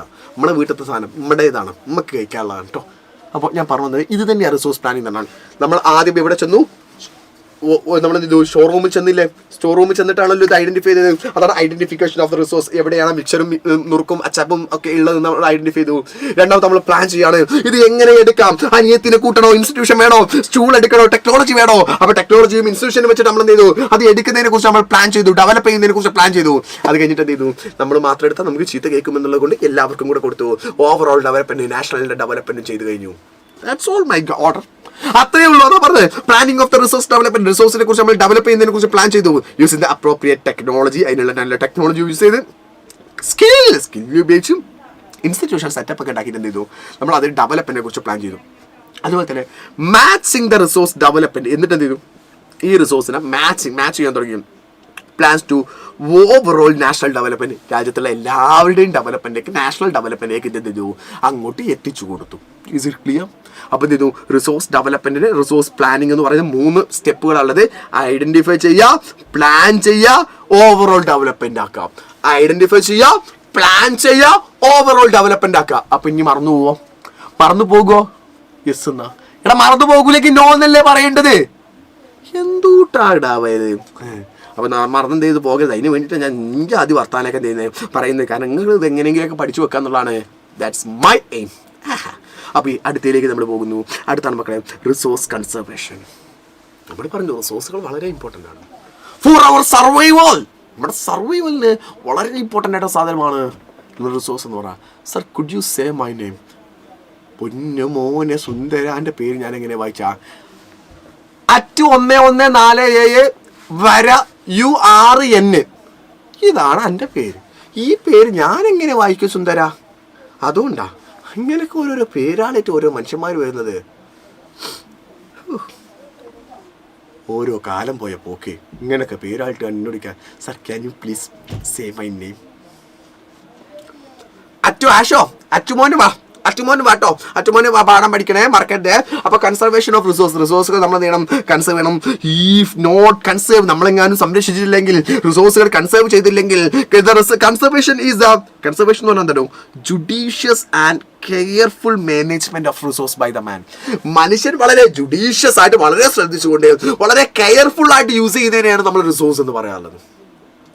റിസോഴ്സിനെ നമ്മൾ കൺസേർവ് ചെയ്യുക എന്ന് പറയുന്നത് എന്താണ്, വളരെ ജുഡീഷ്യസ്, വളരെ ശ്രദ്ധിച്ചുകൊണ്ട്, വളരെ കെയർഫുൾ ആയിട്ടായിരിക്കും നമ്മൾ യൂസ് ചെയ്യുന്നത്. Using the resource carefully, resource നമ്മൾ കെയർഫുൾ ആയിട്ട് യൂസ് ചെയ്യുന്നു. And giving them time to get renewed, അതിനെയാണ് കൺസർവേഷൻ, റിസോഴ്സ് കൺസർവേഷൻ എന്ന് പറയുക. നമ്മൾ റിസോഴ്സിനെ വളരെ കെയർഫുൾ ആയിട്ട് യൂസ് ചെയ്താൽ മാത്രം പോരാ, യൂസ് ചെയ്ത റിസോഴ്സിന് വീണ്ടും റീന്യൂ ആവാനുള്ള സമയത്തെയും കൂടെ കൊടുത്തിരിക്കണം. നമ്മൾ റിസോഴ്സുകൾ യൂസ് ചെയ്താൽ മാത്രം പോരാ, യൂസ് ചെയ്ത റിസോഴ്സിന് വീണ്ടും റിന്യൂ ആവാനുള്ള സമയം കൂടെ കൊടുത്താൽ മാത്രമാണ് റിസോഴ്സ് കൺസർവേഷൻ ഉണ്ടായിരിക്കുക.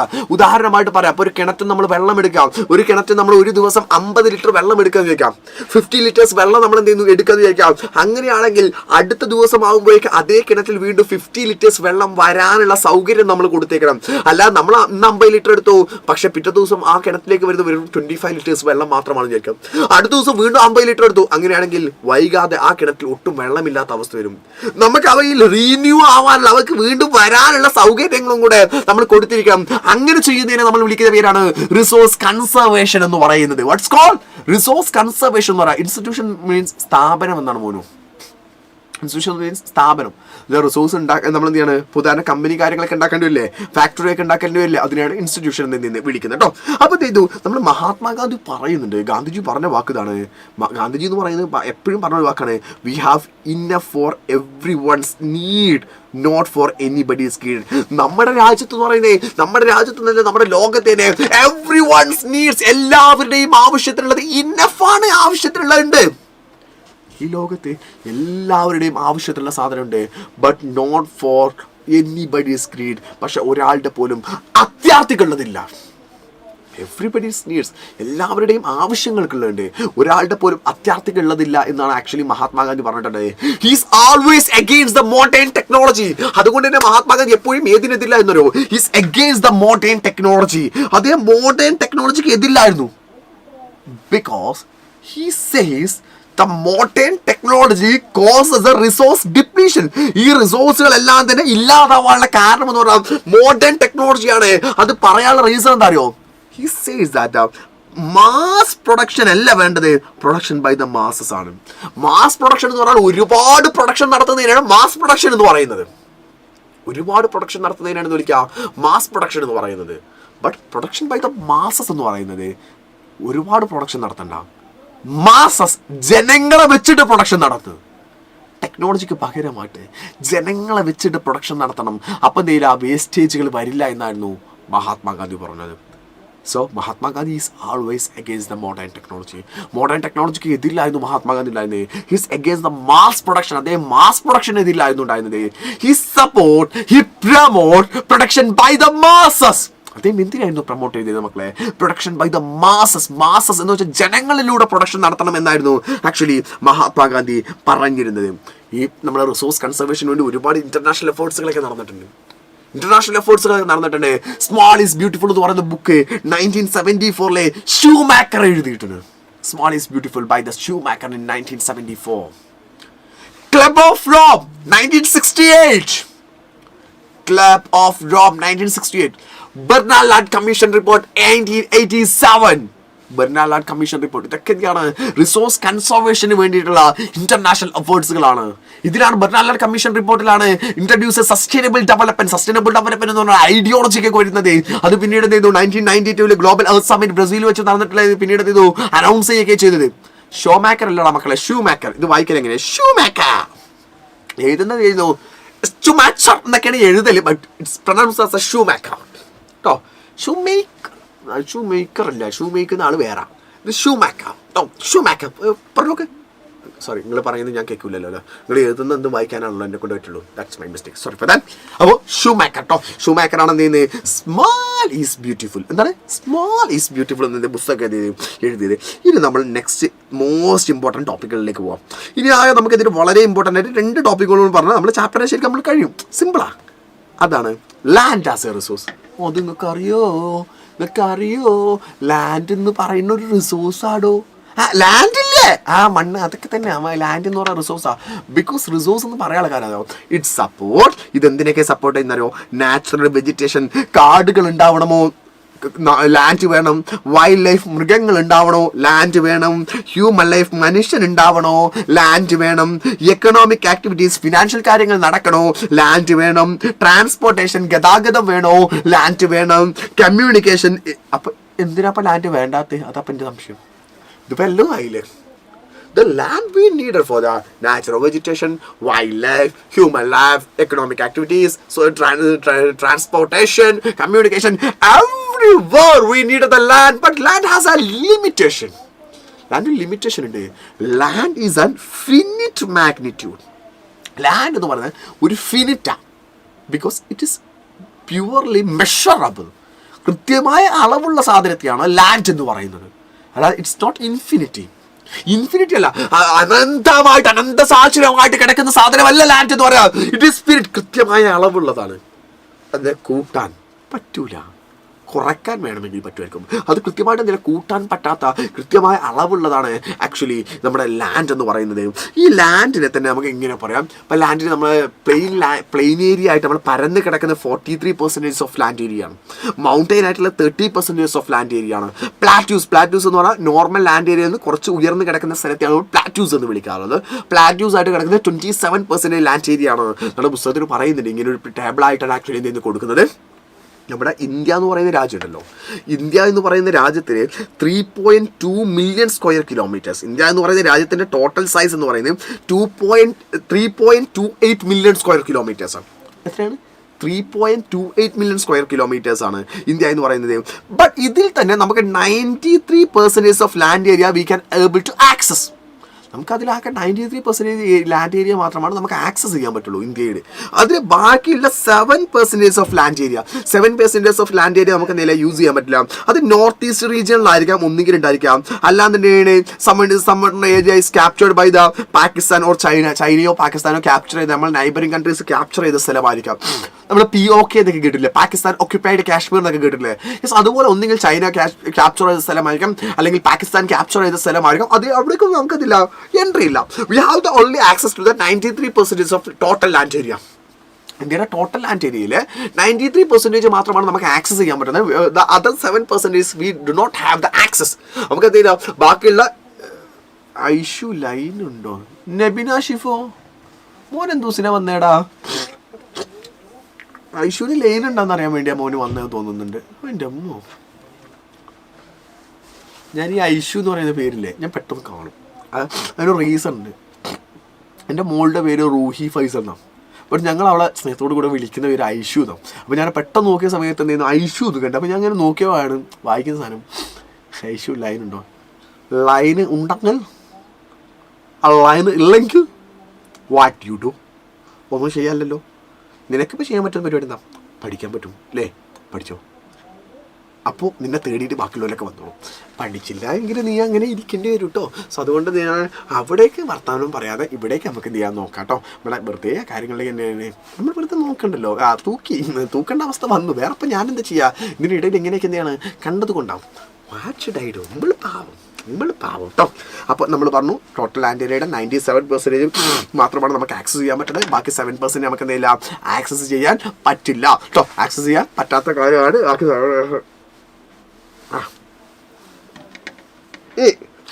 എടാ എന്നെ കുറ്റം പറയല്ലേ, വേദനിച്ചൊരു കാര്യം.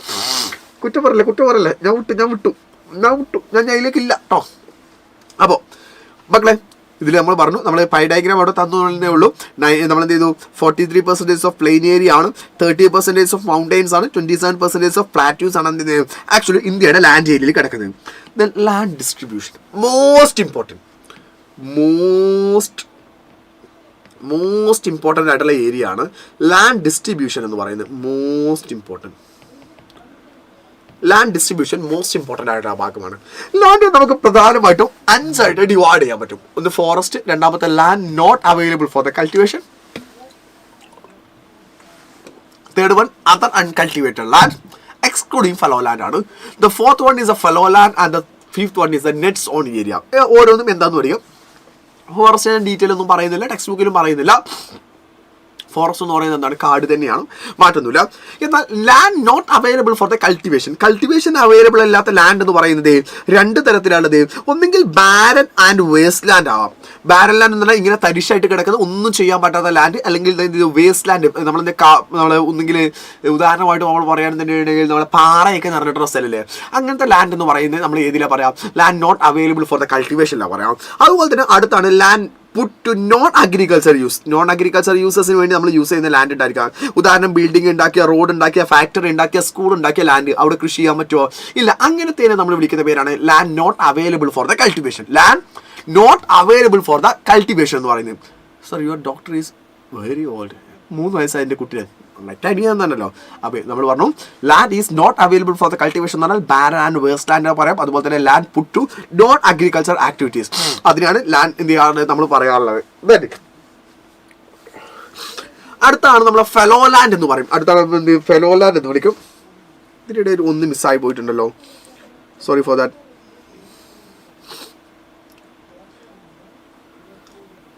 അതിനിടയിൽ ഒന്ന് മിസ്സായി പോയിട്ടുണ്ടല്ലോ. നമ്മൾ അതർ ദാൻ ഫെലോ ലാൻഡ് അവിടെ കൊടുത്തിട്ടില്ലല്ലോ. ഇല്ലാത്ത നിങ്ങൾ പറയണ്ടേ? നിങ്ങളെന്ത് മനുഷ്യന്മാരാണ് എന്നോട്. ഞാൻ ആ സ്ലൈഡും കൂടി ഇതിലേക്ക് ആഡ് ചെയ്യാം. എന്നാൽ പിന്നെ അതിൻ്റെ ഒരുമിച്ചിട്ട് നമുക്ക് പോകാനോ എന്ന് കരുതിയില്ല.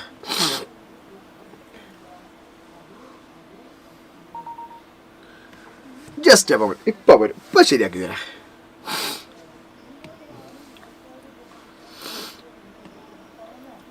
അടുത്ത മൂന്നാമത്താണ് അതർ അൺകൾട്ടിവേറ്റഡ് ലാൻഡ് എന്ന് പറയും. അതർ അൺകൾട്ടിവേറ്റഡ് ലാൻഡ് എന്ന് പറയുന്ന സമയത്ത് അത് നമ്മൾ പറയുന്നത് ഒന്നെങ്കിൽ permanent pasture and grazing land. സ്ഥിരമായി എന്ത് ചെയ്യുന്നു? കന്നുകാലികളൊക്കെ ഫീഡ് ചെയ്യുന്ന, നമ്മൾ മൃഗങ്ങളെയൊക്കെ ഫീഡ് ചെയ്യുന്ന സ്ഥലം. അവിടെ കൃഷി ഒന്നും ചെയ്യാൻ പറ്റില്ല. കാരണം അവിടെ എന്ത് കൃഷി ചെയ്താലും എന്ത് ചെയ്യും? മൃഗങ്ങളെല്ലാം കൂടെ കടിച്ച് തിന്നും എന്നുള്ളത് കൊണ്ട് നമ്മൾ ഒന്നും കൃഷി ചെയ്യാൻ പറ്റില്ല. അതാണ് permanent pasture and grazing land എന്ന് പറയുന്നത്. അതുപോലെ തന്നെ land under the miscellaneous tree crops are grown. നമ്മൾ മറ്റ് ട്രീകൾ ക്രോപ്സുകളൊക്കെ ഗ്രോ ചെയ്യുന്ന സ്ഥലം. ഉദാഹരണം നമ്മുടെ ബാമ്പു ഒക്കെ ഇല്ലേ, മുളയൊക്കെ, ആ മുളയൊക്കെ നമ്മൾ വളരുന്ന സ്ഥലങ്ങളിൽ നമ്മൾ മിസലീനിയസ് ട്രീ ക്രോപ്സ് പറയുന്നത്. Excluding net sown area. നന്നായിട്ട് ധാന്യങ്ങൾ വളർത്തുന്ന സ്ഥലത്ത് നമ്മൾ പറയില്ല. നമ്മൾ എന്ത് ചെയ്യുന്നു? മിസലീനിയസ് ട്രീസ്, നമ്മുടെ ബാമ്പു പോലെയുള്ള സാധനങ്ങൾ കൾട്ടിവേറ്റ് ചെയ്യുന്ന സ്ഥലമാണ്. അതുപോലെ തന്നെ അതിൽ തന്നെ വരുന്നതാണ് കൾച്ചറബിൾ വേസ്റ്റ് ലാൻഡ്. അത് കൃത്യമായിട്ട് പഠിച്ചു വെക്കണം. കൾച്ചറബിൾ വേസ്റ്റ് ലാൻഡ് എന്ന് പറയുന്നത് കഴിഞ്ഞ 5 വർഷമായിട്ടും കൃഷി നടത്താത്ത സ്ഥലത്തെയാണെന്ന് വിളിക്കാം കൾച്ചറബിൾ വേസ്റ്റ് ലാൻഡ് എന്ന് വിളിക്കാറുള്ളത്. The left uncultivated for more than 5 agriculture years. കഴിഞ്ഞ 5 വർഷമായിട്ടും കൃഷി നടത്താത്ത സ്ഥലമാണെങ്കിൽ ആ സ്ഥലത്ത് നമ്മൾ എന്ത് വിളിക്കാം? കൾച്ചറബിൾ വേസ്റ്റ് ലാൻഡ് എന്നാണ് വിളിക്കാം.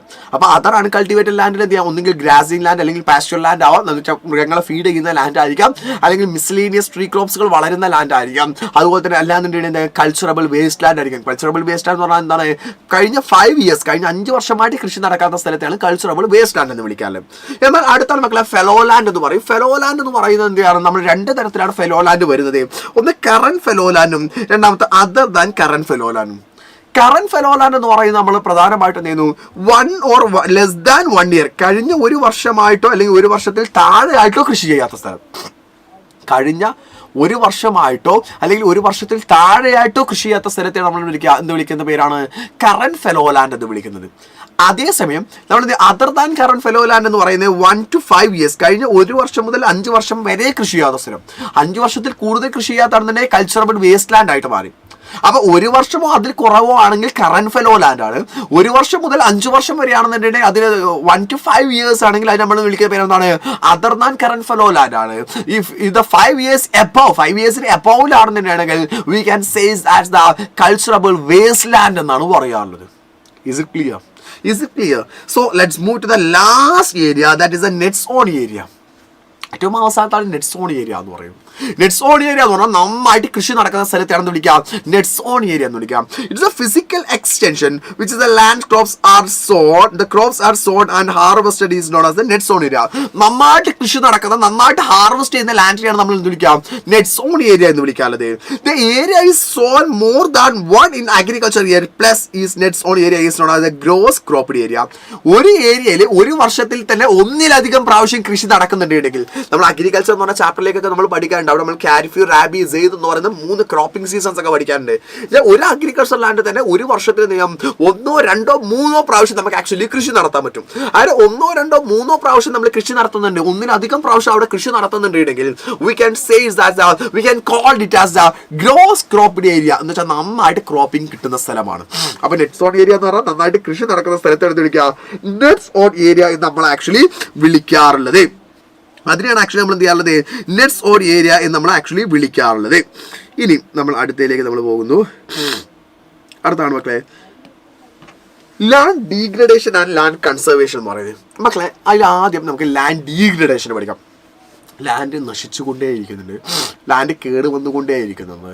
അതിന് പല റീസൺസുകളുണ്ട്. ഇപ്പോൾ ലാൻഡുകൾ കേട് വരാനുള്ള ഒന്നാമത്തെ കാരണം എന്ന് പറഞ്ഞാൽ ഡിഫോറസ്റ്റേഷൻ ആവും. ഡിഫോറസ്റ്റേഷൻ എന്ന് പറഞ്ഞാൽ we are cutting the trees. മരങ്ങളെ വെട്ടിമുറിക്കുന്നതിനെ വിളിക്കുന്ന പേരാണ്, കാടുകളെ വെട്ടിമുറിക്കുന്നതിനെ വിളിക്കുന്ന പേരാണ് ഡിഫോറസ്റ്റേഷൻ എന്ന് വിളിക്കുന്നത്. So deforestation land degradation reason ആണ്. ഓവർ ഗ്രാസിങ്, അമിതമായിട്ട് നമ്മളെന്ത് ചെയ്യുന്നു, മൃഗങ്ങളെ ഫീഡ് ചെയ്യുന്നു. അമിതമായിട്ട് മൃഗങ്ങളെ ഫീഡ് ചെയ്യുന്നതിന് വഴി എന്ത് ചെയ്യും, അവ ചെയ്യുന്നു ചവിട്ടി മെതിച്ചിട്ടൊക്കെ ആ ലാൻഡ് ഒന്നിനും പറ്റാത്ത ലാൻഡായിട്ട് പറ്റും. അവിടെ ഒന്നും കൃഷിയൊന്നും ചെയ്യാൻ പറ്റില്ല. അല്ലെങ്കിൽ മൈനിങ് ആക്ടിവിറ്റീസ് വഴി നമ്മളെന്ത് ചെയ്യുന്നു, ഇപ്പോൾ ഗോൾഡ് മൈനിങ്ങോ പെട്രോളിയം മൈനിങ്ങോ വഴി എന്ത് ചെയ്യും, ആ ലാൻഡ് ഇല്ലാതെ നശിച്ചു പോകാം.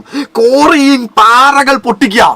പാറ പൊട്ടിക്കൽ അറിയില്ലേ, നമ്മുടെ വീട്ടിലേക്കൊക്കെ എന്ത് ചെയ്യുന്നു, നമ്മൾ വീടൊക്കെ ഉണ്ടാക്കാൻ വേണ്ടി നമ്മൾ പാറകളെ എടുക്കൂലേ, കല്ലെടുക്കൂലേ, ഈ കല്ലുകൾ എടുക്കുന്ന കോറി വഴി എന്ത് ചെയ്യാം, ആ ലാൻഡ് ഏരിയ നശിച്ചു പോകാം. മിനറൽ പ്രോസസ്സിങ്, നമ്മൾ അയണ് പോലെയുള്ള, സിൽവർ പോലെയുള്ള, ഗോൾഡ് പോലെയുള്ള മിനറൽസ് എല്ലാം എർത്ത് നമ്മൾ എടുക്കുന്നതിൻ്റെ വഴി ആ ലാൻഡ് കേടുവരാൻ സാധ്യതയുണ്ട്. ഓവർ ഇറിഗേഷൻ, അമിതമായിട്ട് നമ്മൾ നനച്ചു കൊടുക്കുന്നു. അതിൻ്റെ ഭാഗമായിട്ട് അവിടുത്തെ ലാൻഡ് ഒലിച്ചു പോകാം, അവിടുത്തെ മണ്ണ് ഒലിച്ചു പോകും. അതിന് നമ്മൾ ലീച്ചിങ് എന്നാ പറയാം. അതിന് നമ്മൾ വിളിക്കുന്ന പേര് ലീച്ചിങ് എന്നാണ് വിളിക്കാറുള്ളത്. സോ ലാൻഡ് ഡീഗ്രഡേഷൻ, മണ്ണ് കേടുവരാനുള്ള, ലാൻഡ് കേടുവരാൻ പല കാരണങ്ങളുണ്ട്. ഒന്ന് ഡീഫോറസ്റ്റേഷൻ. ഡീഫോറസ്റ്റേഷൻ നമ്മളോട് cutting the trees, over grazing ആയിരിക്കാം, മൈനിങ് ആയിരിക്കാം, കോറിയിങ് ആയിരിക്കാം, മിനറൽ പ്രോസസ്സിങ് ആയിരിക്കാം, over irrigation. These all are led to land degradation. അവയൊക്കെ ലാൻഡ് ഡീഗ്രഡേഷന് കാരണമാകും. അത് നമ്മുടെ ടെക്സ്റ്റ് ബുക്കിൽ എന്ത് പറയുന്നുണ്ട്, സ്റ്റേറ്റ് വൈസിൽ പറയുന്നുണ്ട്. ഒന്ന് പഠിച്ചു വെക്കണം, പരീക്ഷയ്ക്ക് മേ ബി ചോദിക്കാം. ഓവർ ഗ്രാസിങ്ങിൻ്റെ ഇഷ്യൂ വരുന്ന സ്റ്റേറ്റ് എന്ന് പറഞ്ഞാൽ മഹാരാഷ്ട്രയും ഗുജറാത്തുമാണ്. കാരണം അവിടെയാണ് ഒരുപാട് ആനിമൽസ് ഫീഡ് ചെയ്യുന്നത്. അതേ ഓവർ ഇറിഗേഷൻ, കൾട്ടിവേഷൻ നന്നായിട്ട് നടക്കുന്ന പഞ്ചാബ്, ഹരിയാന, UP, ഉത്തർപ്രദേശ് പോലെയുള്ള സ്ഥലങ്ങളിലാണ് ഉണ്ടാവാറുള്ളത്. ഡീഫോറസ്റ്റേഷൻ, കാടുകൾ ഏറ്റവും കൂടുതൽ ഉള്ള സ്ഥലമായിട്ടുള്ള ഒഡീഷയിലും മിസോറാമിലും ഒക്കെയാണ് ഡീഫോറസ്റ്റേഷൻ്റെ ഇഷ്യൂസ് വരാറുള്ളത്.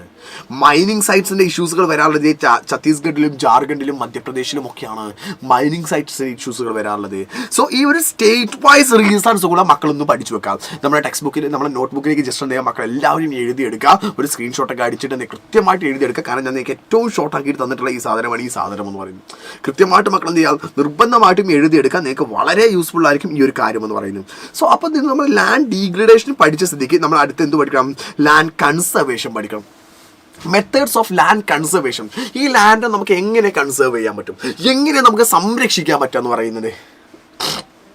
നമ്മൾ സംരക്ഷിക്കാൻ പറ്റുന്നതാണ് ഒന്ന് ഡീഫോറസ്റ്റേഷൻ, കാടുകൾ മരങ്ങൾ വെട്ടിമുറിക്കുന്നതാണ് പ്രശ്നമെങ്കിൽ afforestation, you are planting the trees, മരങ്ങൾ വെച്ച് പിടിപ്പിക്കുക എന്ന് പറയുന്നതാണ് ആക്ച്വലി നമ്മുടെ ലാൻഡ് കൺസർവേഷൻ്റെ ഒരു മെത്തേഡ് എന്ന് പറയാം.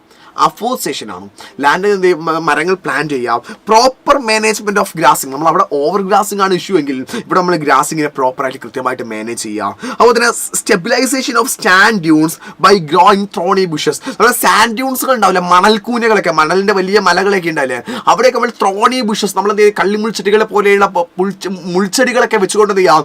ആ മണ്ണ് പാറിപ്പോകുന്നതിനെ തടയുക.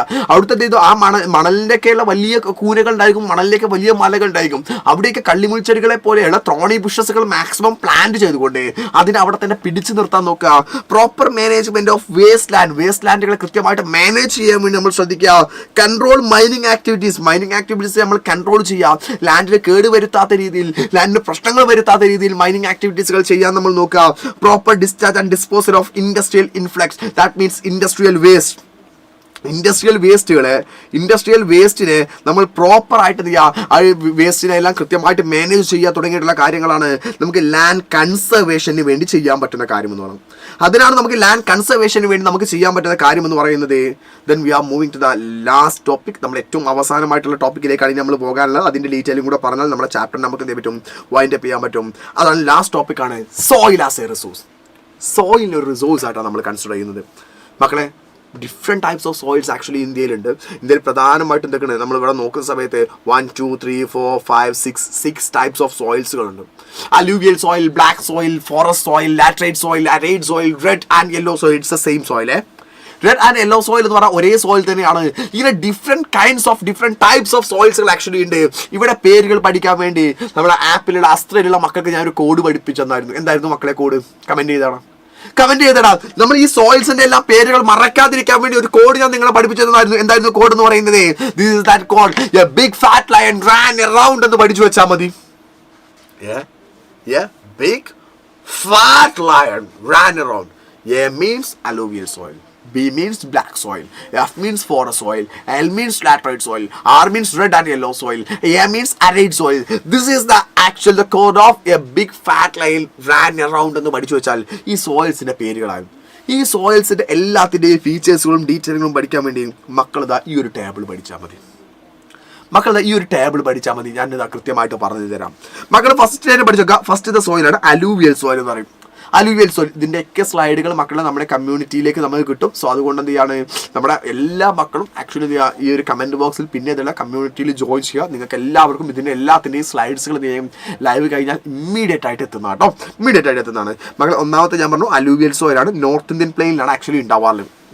നോർത്ത് ഇന്ത്യൻ പ്ലെയിനിൽ ഉണ്ടാവാനുള്ള കാരണം നോർത്ത് ഇന്ത്യയിലുള്ള പ്രധാനപ്പെട്ട റിവേഴ്സുകളുണ്ട്. നമ്മൾ ഏതൊക്കെയാണ് പ്രധാനപ്പെട്ട റിവേഴ്സുകൾ എന്ന് പറഞ്ഞാൽ നോർത്ത് ഇന്ത്യയിൽ വരുന്ന പ്രധാനപ്പെട്ട റിവേഴ്സുകളാണ് നമ്മൾ ഇൻഡസ്, ഗംഗ, ബ്രഹ്മപുത്ര. ഈ ഇൻഡസ്, ഗംഗ, ബ്രഹ്മപുത്രയുടെ റീസൺ ആയിട്ടാണ് ഏതുണ്ടാവുന്നത്? നമ്മുടെ അലൂവിയൽ സോയിൽ. അതിൻ്റെയൊക്കെ ഡെപ്പോസിറ്റിൻ്റെ ഭാഗമായിട്ടാണ് അലൂവിയൽ സോയിൽ ധാരാളമായിട്ട് ഉണ്ടാവാറുള്ളത്. അത് ഏറ്റവും ബെസ്റ്റ് ആയിട്ടുള്ളത് പാഡി, വീറ്റ്, ഷുഗർ കെയിൻ കൾട്ടിവേഷനാണ്. ആണ് ചെയ്യുന്നത്. ഇത് പ്രധാനമായിട്ട് യൂസ് ചെയ്യാറുള്ളത്. ഇത് സിൽറ്റ്, സാൻഡ് ആയിട്ടുള്ള കണ്ടന്റ് ആണ്. Clay and potassium, phosphoric acid, ലൈമൊക്കെ ഇതിൽ കണ്ടന്റ് ഉണ്ട്. അതുപോലെ തന്നെ ഇതിൽ നമ്മൾ പഠിച്ചു വെക്കേണ്ടതാണ്, ഇതിൽ ഓൾഡ് അലൂവിയൽ സോയിലും ന്യൂ അലൂവിയൽ സോയിലും ഉണ്ട്. അതിൽ കാദർ എന്ന് പറയുന്നത് ന്യൂ അലൂവിയൽ സോയിലാണ്. ഞാനിവിടെ സെപ്പറേറ്റ് ചെയ്ത് തരാം. കാദർ എന്ന് പറയുന്നത് ന്യൂ അലൂവിയൽ സോയിലും പുതിയ അലൂവിയൽ സോയിലെ കാദർ എന്നും, ആസ് ഓൾഡ് അലൂവിയൽ സോയിൽ നമ്മൾ ബാഗർ എന്നാണ് വിളിക്കാറുള്ളത്.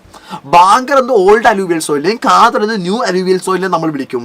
കൂടാതെ തന്നെ ഇതിൽ ഏറ്റവും ഇമ്പോർട്ടൻ്റ് ആയിട്ട് പഠിക്കേണ്ട പോയിന്റ് ആണ്, it is most fertile soil. ഏറ്റവും ഫലഭൂവിഷ്ടമായിട്ടുള്ള ഏറ്റവും ഫെർട്ടിൽ ആയിട്ടുള്ള സോയിലാണ് ഇത് നമ്മുടെ അലൂവിയൽ സോയിൽ എന്ന് പറയുന്നത്. സോ അലൂവിയൽ സോയിൽ ഇത്രയും പോയിന്റ്സ് പഠിച്ചു വെക്കുക നിർബന്ധമായിട്ട് പഠിക്കേണ്ട പോയിന്റ്സുകളാണ് പറഞ്ഞത്. എന്നാൽ second one is the black soil.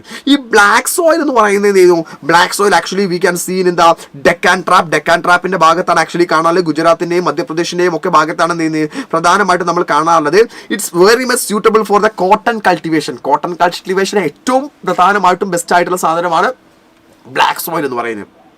Then clade material ആണ്. അതിലെന്താണ് കാൽഷ്യം കാർബണേറ്റ്, അതുപോലെ തന്നെ ഫോസ്ഫറിക് കണ്ടന്റ് ഒക്കെ ആക്ച്വലി കുറവാണ്. ഇതിൽ ഏറ്റവും പ്രധാനമായിട്ടും ഞാൻ പഠിക്കേണ്ട എക്സ്ട്രാ പോയിന്റുകൾ ഞാൻ ഇവിടെ എഴുതുന്നുണ്ട്, അതും കൂടെ പഠിച്ചു നോക്കണം. It is also known as regur soil. ഇത് നമ്മൾ വിളിക്കുന്ന പേരാണെന്ത്? റെഗുർ സോയിൽ എന്ന് വിളിക്കാറുണ്ട്. അതുപോലെ തന്നെ കോട്ടൺ സോയിൽ എന്നും വിളിക്കാറുണ്ട്. നമ്മൾ വിളിക്കുന്ന പേരാണ് റെഗുർ സോയിൽ എന്ന് വിളിക്കാറുണ്ട്. അതുപോലെ തന്നെ ഇതിനെ കോട്ടൺ സോയിൽ എന്ന് വിളിക്കാറുണ്ട്. അതുപോലെ തന്നെ ഏറ്റവും വലിയ ഫീച്ചേഴ്സ് ആണ് സെൽഫ് അരിയേഷൻ എന്ന് പറയും. സെൽഫ് അരിയേഷൻ എന്ന് പറഞ്ഞാൽ നമ്മൾ എന്തെങ്കിലും ഡ്രൈ ആവുന്ന സമയത്ത് അതിന് നല്ല വരണ്ടിട്ടായിരിക്കും ഉണ്ടായിരിക്കാം. ഡ്രൈ ആവുന്ന സമയത്ത് അത് വരണ്ട് ഇങ്ങനെ കഷ്ടം പറഞ്ഞാൽ ക്ലേ പോലെ ഇങ്ങനെ പൊട്ടിയിട്ടായിരിക്കും ഉണ്ടായിരിക്കുക. അതേസമയം നനയുന്ന സമയത്ത് ഇത് ഒട്ടിപ്പിടിക്കാൻ തുടങ്ങും. അതിനാണ് നമ്മൾ വിളിക്കുക സെൽഫ് അരിയേഷൻ ഉണ്ടാവുന്ന സോയിലാണ് ആക്ച്വലി ഇത് നമ്മുടെ ബ്ലാക്ക് സോയിൽ എന്ന് പറയുന്നത്. Okay, is it clear? Then the next one is the third one is the red and yellow soil. Red and yellow soil നമ്മൾ സാധാരണ കാണാറ് ഒഡീഷയുടെയും ഛത്തീസ്ഗഡിന്റെ ഒക്കെ പ്രിഡോമിനന്റ് എന്ന് വെച്ചാൽ മുകളിലുള്ള ഭാഗങ്ങളിലാണ് ആക്ച്വലി വെസ്റ്റേൺ ഗാർഡ്സിന്റെ ഒക്കെ മുകളിലുള്ള ഭാഗങ്ങളാണ് കാണാറുള്ളത്. അവിടെ കോഫി കൾട്ടിവേഷൻ ഏറ്റവും യൂസ് ചെയ്യാൻ പറ്റുന്ന സാധനമാണ് റെഡ് സോയിൽ എന്ന് പറയുന്നത്. കോഫി കൾട്ടിവേഷന് പറ്റുന്നതാണ്. അതിലെന്തായിരുന്നു ഇഗ്നീഷ്യസ് റോക്സ് എന്നാണ് ആക്ച്വലി ഉണ്ടായിട്ടുള്ളത്. അതുകൊണ്ടാണ് അതിന് ആ പേരുള്ളത്. അപ്പോൾ ഇതിനെ കൃത്യമായിട്ട് മക്കൾ പഠിച്ചു വെക്കണം. മോസ്റ്റ് ഇമ്പോർട്ടൻ്റ് ആയിട്ട് പോയിന്റ് ആണ്. അതിന് റെഡിഷ് കളർ കൊടുക്കുന്നത്, അതിന് ചുവപ്പ് നിറം കൊടുക്കുന്ന ആരോ അയൺ ആണ്. അതിൽ അയൺ കണ്ടന്റ് ആയതുകൊണ്ടാണ് ആ റെഡ് സോയിലിന് റെഡ് കളർ കൊടുക്കുന്നത്. റെഡ് സോയിലിന് റെഡ് കളർ വരാനുള്ള കാരണം തന്നെ അയൺ കണ്ടന്റ് ആണ്. ആൻഡ് അത് യെല്ലോ ആവുന്ന, അത് ഹൈഡ്രേറ്റഡ് ഫോമിലേക്ക് മാറുന്ന സമയത്ത് അത് യെല്ലോ ആവും. ഒരേ സോയിൽ തന്നെയാണ് റെഡ് കളറും യെല്ലോ കളറിലും കാണുന്നത്. അത് ഹൈഡ്രേറ്റഡ് ഫോമിലേക്ക് മാറുന്ന സമയത്ത് അത് യെല്ലോ ആയിട്ട് മാറും. അതർ ടൈമിലൊക്കെ എന്തായിരിക്കും, ബാക്കിയുള്ള സമയത്തൊക്കെ അത് റെഡ് കളർ തന്നെയാണ് എന്ത് ചെയ്യാനുള്ളത്, വരാനുള്ളത്. റെഡ് കളർ കൊടുക്കാനുള്ള റീസൺ ആരാണ്, അതിൽ അയൺ കണ്ടന്റ് ഉണ്ട്. റെഡ് കളർ കൊടുക്കാനുള്ള റീസൺ ആരാണ് മക്കളെ, അതിൽ അയൺ കണ്ടന്റ് ഉണ്ടെന്ന് പറയുന്നതാണ് അതിൽ സോയിലിന്റെ ഏറ്റവും വലിയ പ്രത്യേകത എന്ന് പറയുന്നത്. ഇത് ഏറ്റവും അവസാനത്തെ 2 സോയിലും കൂടെ നമുക്ക് പറയാനുള്ളൂ. ഒന്നാമത്തെ അരൈഡ് സോയിൽ എന്ന് പറയും.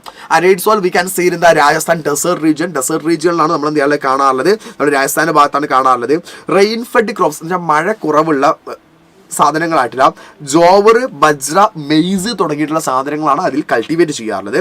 അതിൽ ഹ്യൂമസ് കണ്ടന്റ് കുറവാണ്. ഹ്യൂമസ് കണ്ടന്റ് കുറവാന്ന് പറഞ്ഞാൽ ദാറ്റ് മീൻസ് അതിനെ ഉദ്ദേശിക്കുന്ന സാധനം എന്താ വെച്ചാൽ, നമ്മളെ ഹ്യൂമസ് കണ്ടന്റ് എന്ന് പറഞ്ഞാൽ എന്താ അറിയോ, വാട്ട്സ് ഇറ്റ്സ് കോൾഡ്, അത് ജൈവാംശം എന്നാണ് ആക്ച്വലി മലയാളം പറയുന്നത്. എന്ന് വെച്ചാൽ അതിലേക്ക് ഇലകളും മറ്റൊക്കെ വീണിട്ട് ആ മണ്ണിലേക്ക് അഴുകി ചേരില്ല. ആ ഒരു പരിപാടി എന്താണ്, കമ്പാരിറ്റീവ്ലി ഒട്ടും ഇല്ലാത്ത ലാക്ക് ഓഫ് ഹ്യൂമസ് കണ്ടന്റ് ആണ്. മോയ്സ്ചർ, വെള്ളത്തിൻ്റെ അംശമൊക്കെ കുറവാണ്. സാൻഡിയാണ്, മണൽ പോലത്തെ കാര്യമാണ്. After proper irrigation it's become culturable. നമുക്ക് എന്ത് പറ്റും, നന്നായിട്ട് കൃഷി നടത്തണമെങ്കിൽ നമുക്ക് എന്ത് പറ്റും, പ്രോപ്പർ ഇറിഗേഷനിലൂടെ നമുക്ക് അത് കൾച്ചറബിൾ ആക്കാം. അവിടെ നമുക്ക് കൃഷിയൊക്കെ ചെയ്യാൻ പറ്റും. ഏറ്റവും അവസാനത്തെ സോയിലാണ് നമ്മൾ ഫോറസ്റ്റ് സോയിൽ എന്ന് പറയും. ഫോറസ്റ്റ് സോയിൽ അതുപോലെ തന്നെ ലാറ്ററൈറ്റ് സോയിലും കൂടെ നമുക്ക് എന്ത് ചെയ്യാൻ, ഫോറസ്റ്റ് സോയിൽ എന്ന് അല്ലെ, ഫോറസ്റ്റ് സോയിലിന് നമ്മൾ പറയും. ലാറ്ററൈറ്റ് സോയിൽ പറഞ്ഞില്ലേ, ലാറ്ററൈറ്റ് സോയിൽ നമ്മൾ പറഞ്ഞല്ലോ അല്ലേ, എവിടെ, സോറി, ലാറ്ററൈറ്റ് സോയിൽ അതിനിടെ നമ്മൾ മിസ്സായി പോയടാ, സോറി, എൻ്റെ മിസ്റ്റേക്കാണ് മക്കളെ. ലാറ്ററൈറ്റ് സോയിൽ നമ്മൾ പറയാണ്ട്, ലാറ്ററൈറ്റ് സോയിൽ എന്ന് പറഞ്ഞാൽ ഹില്ലി ഏരിയാസ്, മലകളുടെയൊക്കെ മുകളിൽ കർണാടക, കേരള, മേഘാലയ തുടങ്ങിയിട്ടുള്ള സ്ഥലങ്ങളാണ് കാണാറുള്ളത്. കാഷ്യൂനട്ടിന്റെയും പൈനാപ്പിളിന്റെയും ടീയുടെയും കോഫിയുടെയും കൾട്ടിവേഷന് ബെസ്റ്റ് ആയിട്ട് സാധനമാണ് ലാറ്ററൈറ്റ് സോയിൽ എന്ന് പറയുന്നത്. അതിന് പ്യൂർ ഹ്യൂമസ് കണ്ടന്റ് ആണ്, ഹ്യൂമസ് കണ്ടന്റ് കുറവാണ്. അതുപോലെ തന്നെ ഇതിന് ഏറ്റവും വലിയ പ്രത്യേകതയാണ് ലീച്ചിങ് ഉണ്ട്. ലാറ്ററൈറ്റ് സോയിൽ, ആ വാക്ക് തന്നെ ഒക്കെ, ലാറ്ററൈറ്റ് ലീച്ചിങ് എന്ന് പറഞ്ഞാൽ എന്താ വെച്ചാൽ, നന്നായിട്ട് മഴ പെയ്താൽ അതിൻ്റെ മുകളിലെ ഭാഗം ഒലിച്ചു പോകും. അങ്ങനെ ഒലിച്ചു പോകുന്നതിനെ വിളിക്കുന്ന പേരാണ് ലീച്ചിങ് എന്ന് വിളിക്കുന്നത്. നന്നായിട്ട് മഴ പെയ്യണം, മഴ പെയ്യുന്ന സമയത്ത് എന്ത് ചെയ്യും, ആ വെള്ളം ഒലിച്ചു പോകില്ല, ആ വെള്ളം ഒലിച്ചു പോകുന്നതിൻ്റെ കൂടെ അതിൻ്റെ അവിടുത്തെ മണ്ണും കൂടെ ഒലിച്ചു പോകും. അങ്ങനെ മണ്ണും കൂടെ ഒലിച്ചു പോകുന്നതിന് നമ്മൾ വിളിക്കുന്ന പേരാണ് ലീച്ചിങ് എന്ന് പറയുന്നത്. ഈ ലീച്ചിങ് ധാരാളമായിട്ട് നമുക്ക് അവിടെ കാണാൻ പറ്റും.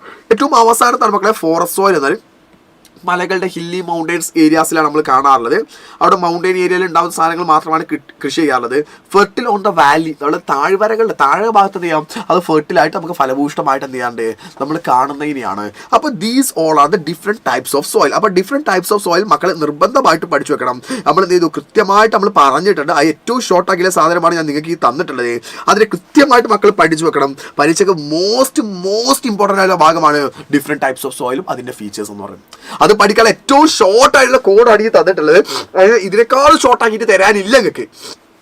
മനസ്സിലായിട്ടേ കമന്റ് ബോക്സിൽ MFK വിത്ത് വയറിടാവണ. നമ്മുടെ ആപ്പിൽ നമ്മൾ എന്താ ഇതിന്റെ ഓരോന്നിന്റെയും ഡീറ്റെയിൽ പറഞ്ഞിട്ടുള്ള, ഇതിന്റെ ഡീറ്റെയിൽ നമ്മൾ പറഞ്ഞിട്ടുള്ളതാണ്. ഓരോ സെപ്പറേറ്റ് എടുത്തെടുത്ത് പറഞ്ഞതാണ്.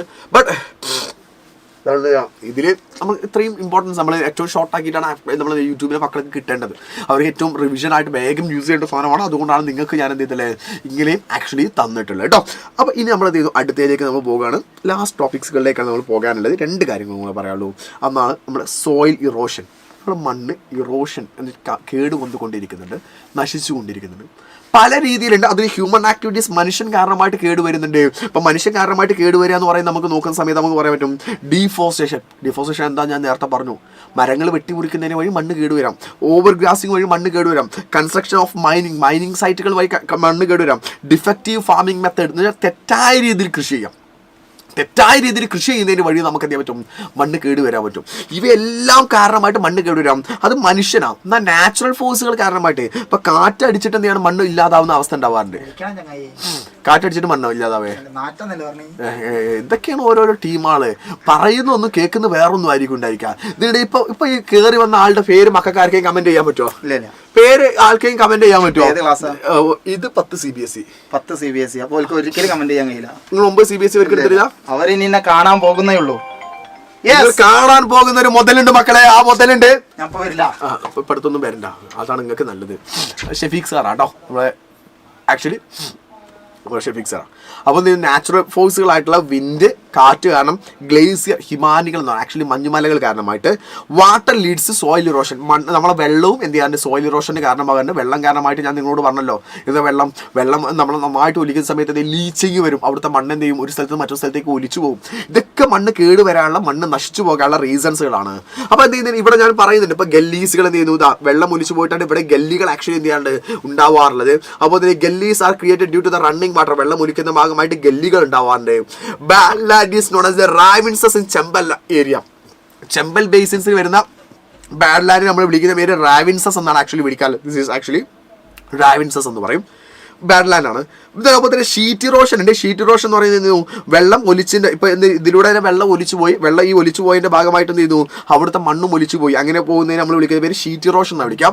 വിൻഡ് ഇറോഷൻ എന്ന് പറഞ്ഞാൽ കാറ്റടിക്കുന്നതിൻ്റെ ഭാഗമായിട്ട് കാറ്റ് എന്ത് ചെയ്യുന്നു, ഒരു സ്ഥലത്ത് മറ്റൊരു സ്ഥലത്തേക്ക് കാറ്റ് അടിക്കുന്നതിൻ്റെ ഭാഗമായിട്ട് ഒരു സ്ഥലത്ത് മറ്റൊരു സ്ഥലത്തേക്ക് എന്ത് ചെയ്യുന്നു, മണ്ണ് പോകുക അല്ലെങ്കിൽ മണൽ പോകുന്നതിനെ വിളിക്കുന്ന പേരാണ് നമ്മൾ എന്ത് വിളിക്കാം, നമ്മൾ ഏറ്റവും അവസാനത്തെ സാധനം വിൻഡ് ഇറോഷൻ എന്ന് പറയുന്നത്. ഇവിടെ ജലദോഷം നന്നായിട്ട് കൂടിയിട്ട് നല്ല ഇറങ്ങാറുണ്ട്, അതുകൊണ്ടാണ് കേട്ടോ. ഇത് ലാസ്റ്റ് തിങ്, ഏറ്റവും അവസാനം ഇതും കൂടിയേ ഉള്ളൂ, സോയിൽ കൺസർവേഷൻ. നമ്മൾ സോയിൽ, മണ്ണിനെ എങ്ങനെ സംരക്ഷിക്കാം, മണ്ണിനെ എങ്ങനെയാണ് സംരക്ഷിക്കാൻ പറ്റുക, സോയിൽ എങ്ങനെയാണ് കൺസർവ് ചെയ്യാൻ പറ്റുക, അതിനുള്ള രീതി തരാം. ഒന്ന് കോണ്ടൂർ പ്ലഫിംഗ് ആണ്. കോണ്ടൂർ പ്ലഫിംഗ് എന്ന് പറഞ്ഞാൽ ഇങ്ങനെ പ്ലഫ് ചെയ്യുക, ഇങ്ങനെ പ്ലഫ് ചെയ്യുന്നതിനെ ആക്ച്വലി വിളിക്കുന്ന പേരാണ് കോണ്ടൂർ പ്ലഫിംഗ് എന്ന് വിളിക്കുന്നത്. അതേപോലെ തന്നെ ടെറസ് കൾട്ടിവേഷൻ. ടെറസ് കൾട്ടിവേഷൻ എന്ന് പറഞ്ഞാൽ തട്ടുകളായിട്ട് സ്റ്റെപ്പുകളായിട്ടാണ് നിങ്ങൾ ഇങ്ങനെ കൾട്ടിവേറ്റ് ചെയ്യുന്നതിനെ വിളിക്കുക ടെറസ് കൾട്ടിവേഷൻ എന്ന് വിളിക്കും. അതുപോലെ തന്നെ സ്ട്രിപ്പിംഗ് ക്രോപ്പിംഗ്. സ്ട്രിപ്പിംഗ് ക്രോപ്സ് എന്ന് പറഞ്ഞതാണ് strips of the crops allowed to grow between the crops. രണ്ട് ക്രോപ്പുകളുടെ ഇടയിൽ മറ്റൊരു ക്രോപ്പ് കൾട്ടിവേറ്റ് ചെയ്യാം. ഒരു സാധനം കൃഷി ചെയ്തിട്ടുണ്ട്, അടുത്ത സാധനം കൃഷി ചെയ്യുന്നുണ്ട്, അതിൻ്റെ ഇടയിൽ വേറൊരു സാധനം കൃഷി ചെയ്യുന്നതിനെ വിളിക്കുന്ന പേരാണ് സ്ട്രിപ്പിംഗ് ക്രോപ്പിംഗ് എന്ന് വിളിക്കുന്നത്. അപ്പോൾ തന്നെ ഷെൽട്ടർ ബെൽറ്റ് ഫാമിംഗ് ഉണ്ട്. ഷെൽട്ടർ ബെൽറ്റ് ഫാമിംഗ് എന്ന് പറഞ്ഞാൽ plant in the lines of trees created A shelter. എന്ന് വെച്ചാൽ ഇവിടെ കൃഷി നടക്കുന്നുണ്ട്, ഇതിനെന്ത് ചെയ്യുന്നു, ഒരു ഷെൽട്ടർ പോലെ, ഇതിനെന്ത് ചെയ്യുന്നു, ഒരു മതിൽ പോലെ എന്ത് ചെയ്യുന്നു, മറ്റു മരങ്ങളെ വെച്ച് പിടിപ്പിക്കുക. ഇതെല്ലാം തന്നെ നമുക്ക് എന്ത് ചെയ്യാൻ പറ്റുന്നതാണ്, നമ്മുടെ സോയിൽ കൺസർവേഷൻ, മണ്ണിനെ സംരക്ഷിക്കാൻ വേണ്ടി നമുക്ക് ചെയ്യാൻ പറ്റുന്നതാണ്. സോ മക്കളെ പരീക്ഷയ്ക്ക് ചോദ്യം ചോദിക്കാൻ ഏറ്റവും കൂടുതൽ സാധ്യതയുള്ളതാണ് നമ്മൾ ഈ രണ്ട് ടോപ്പിക് എന്ന് പറയുന്നത്, നമ്മുടെ സോയിൽ കൺസർവേഷനും അതുപോലെ തന്നെ സോയിൽ ഇറോഷന്റെ കോസസ് എന്ന് പറയുന്നത്. സോ മക്കളെ ഇത്രയും ഭാഗമാണ് ഈ ഒരു ചാപ്റ്ററിൽ കംപ്ലീറ്റ് ആയിട്ട് നമുക്ക് പറയാനുള്ളത്. ഞാൻ ഒരു കാര്യം ചോദിക്കട്ടെ, സോറി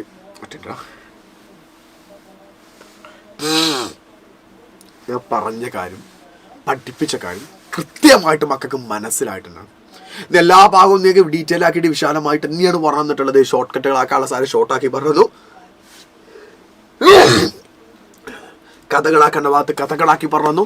സോ അതുകൊണ്ട് ചോദിക്കുകയാണ് മക്കളെ, കൃത്യമായിട്ട് മനസ്സിലായിട്ടുണ്ടെങ്കിൽ കമൻറ്റ് ബോക്സിൽ എല്ലാവരും ഒരു MFK വിത്ത് പറയട്ടെ. ഒരു ചോദ്യം കൂടെ, എനിക്ക് എല്ലാവർക്കും ഒരു ക്വസ്റ്റ്യൻ ഞാൻ ചോദിക്കാം. ആ ക്വസ്റ്റ്യന് ആൻസർ അറിയാമെങ്കിൽ മക്കളെല്ലാം ഈ ലൈവിന് ശേഷം ഒന്ന് കമൻറ്റ് ചെയ്യും വേണം. അതിൻ്റെ കൂടെ തന്നെ ക്ലാസ്സിനെ കുറിച്ച് നിങ്ങളുടെ ഫീഡ്ബാക്കുകളും കമൻറ്റ് ചെയ്യണം.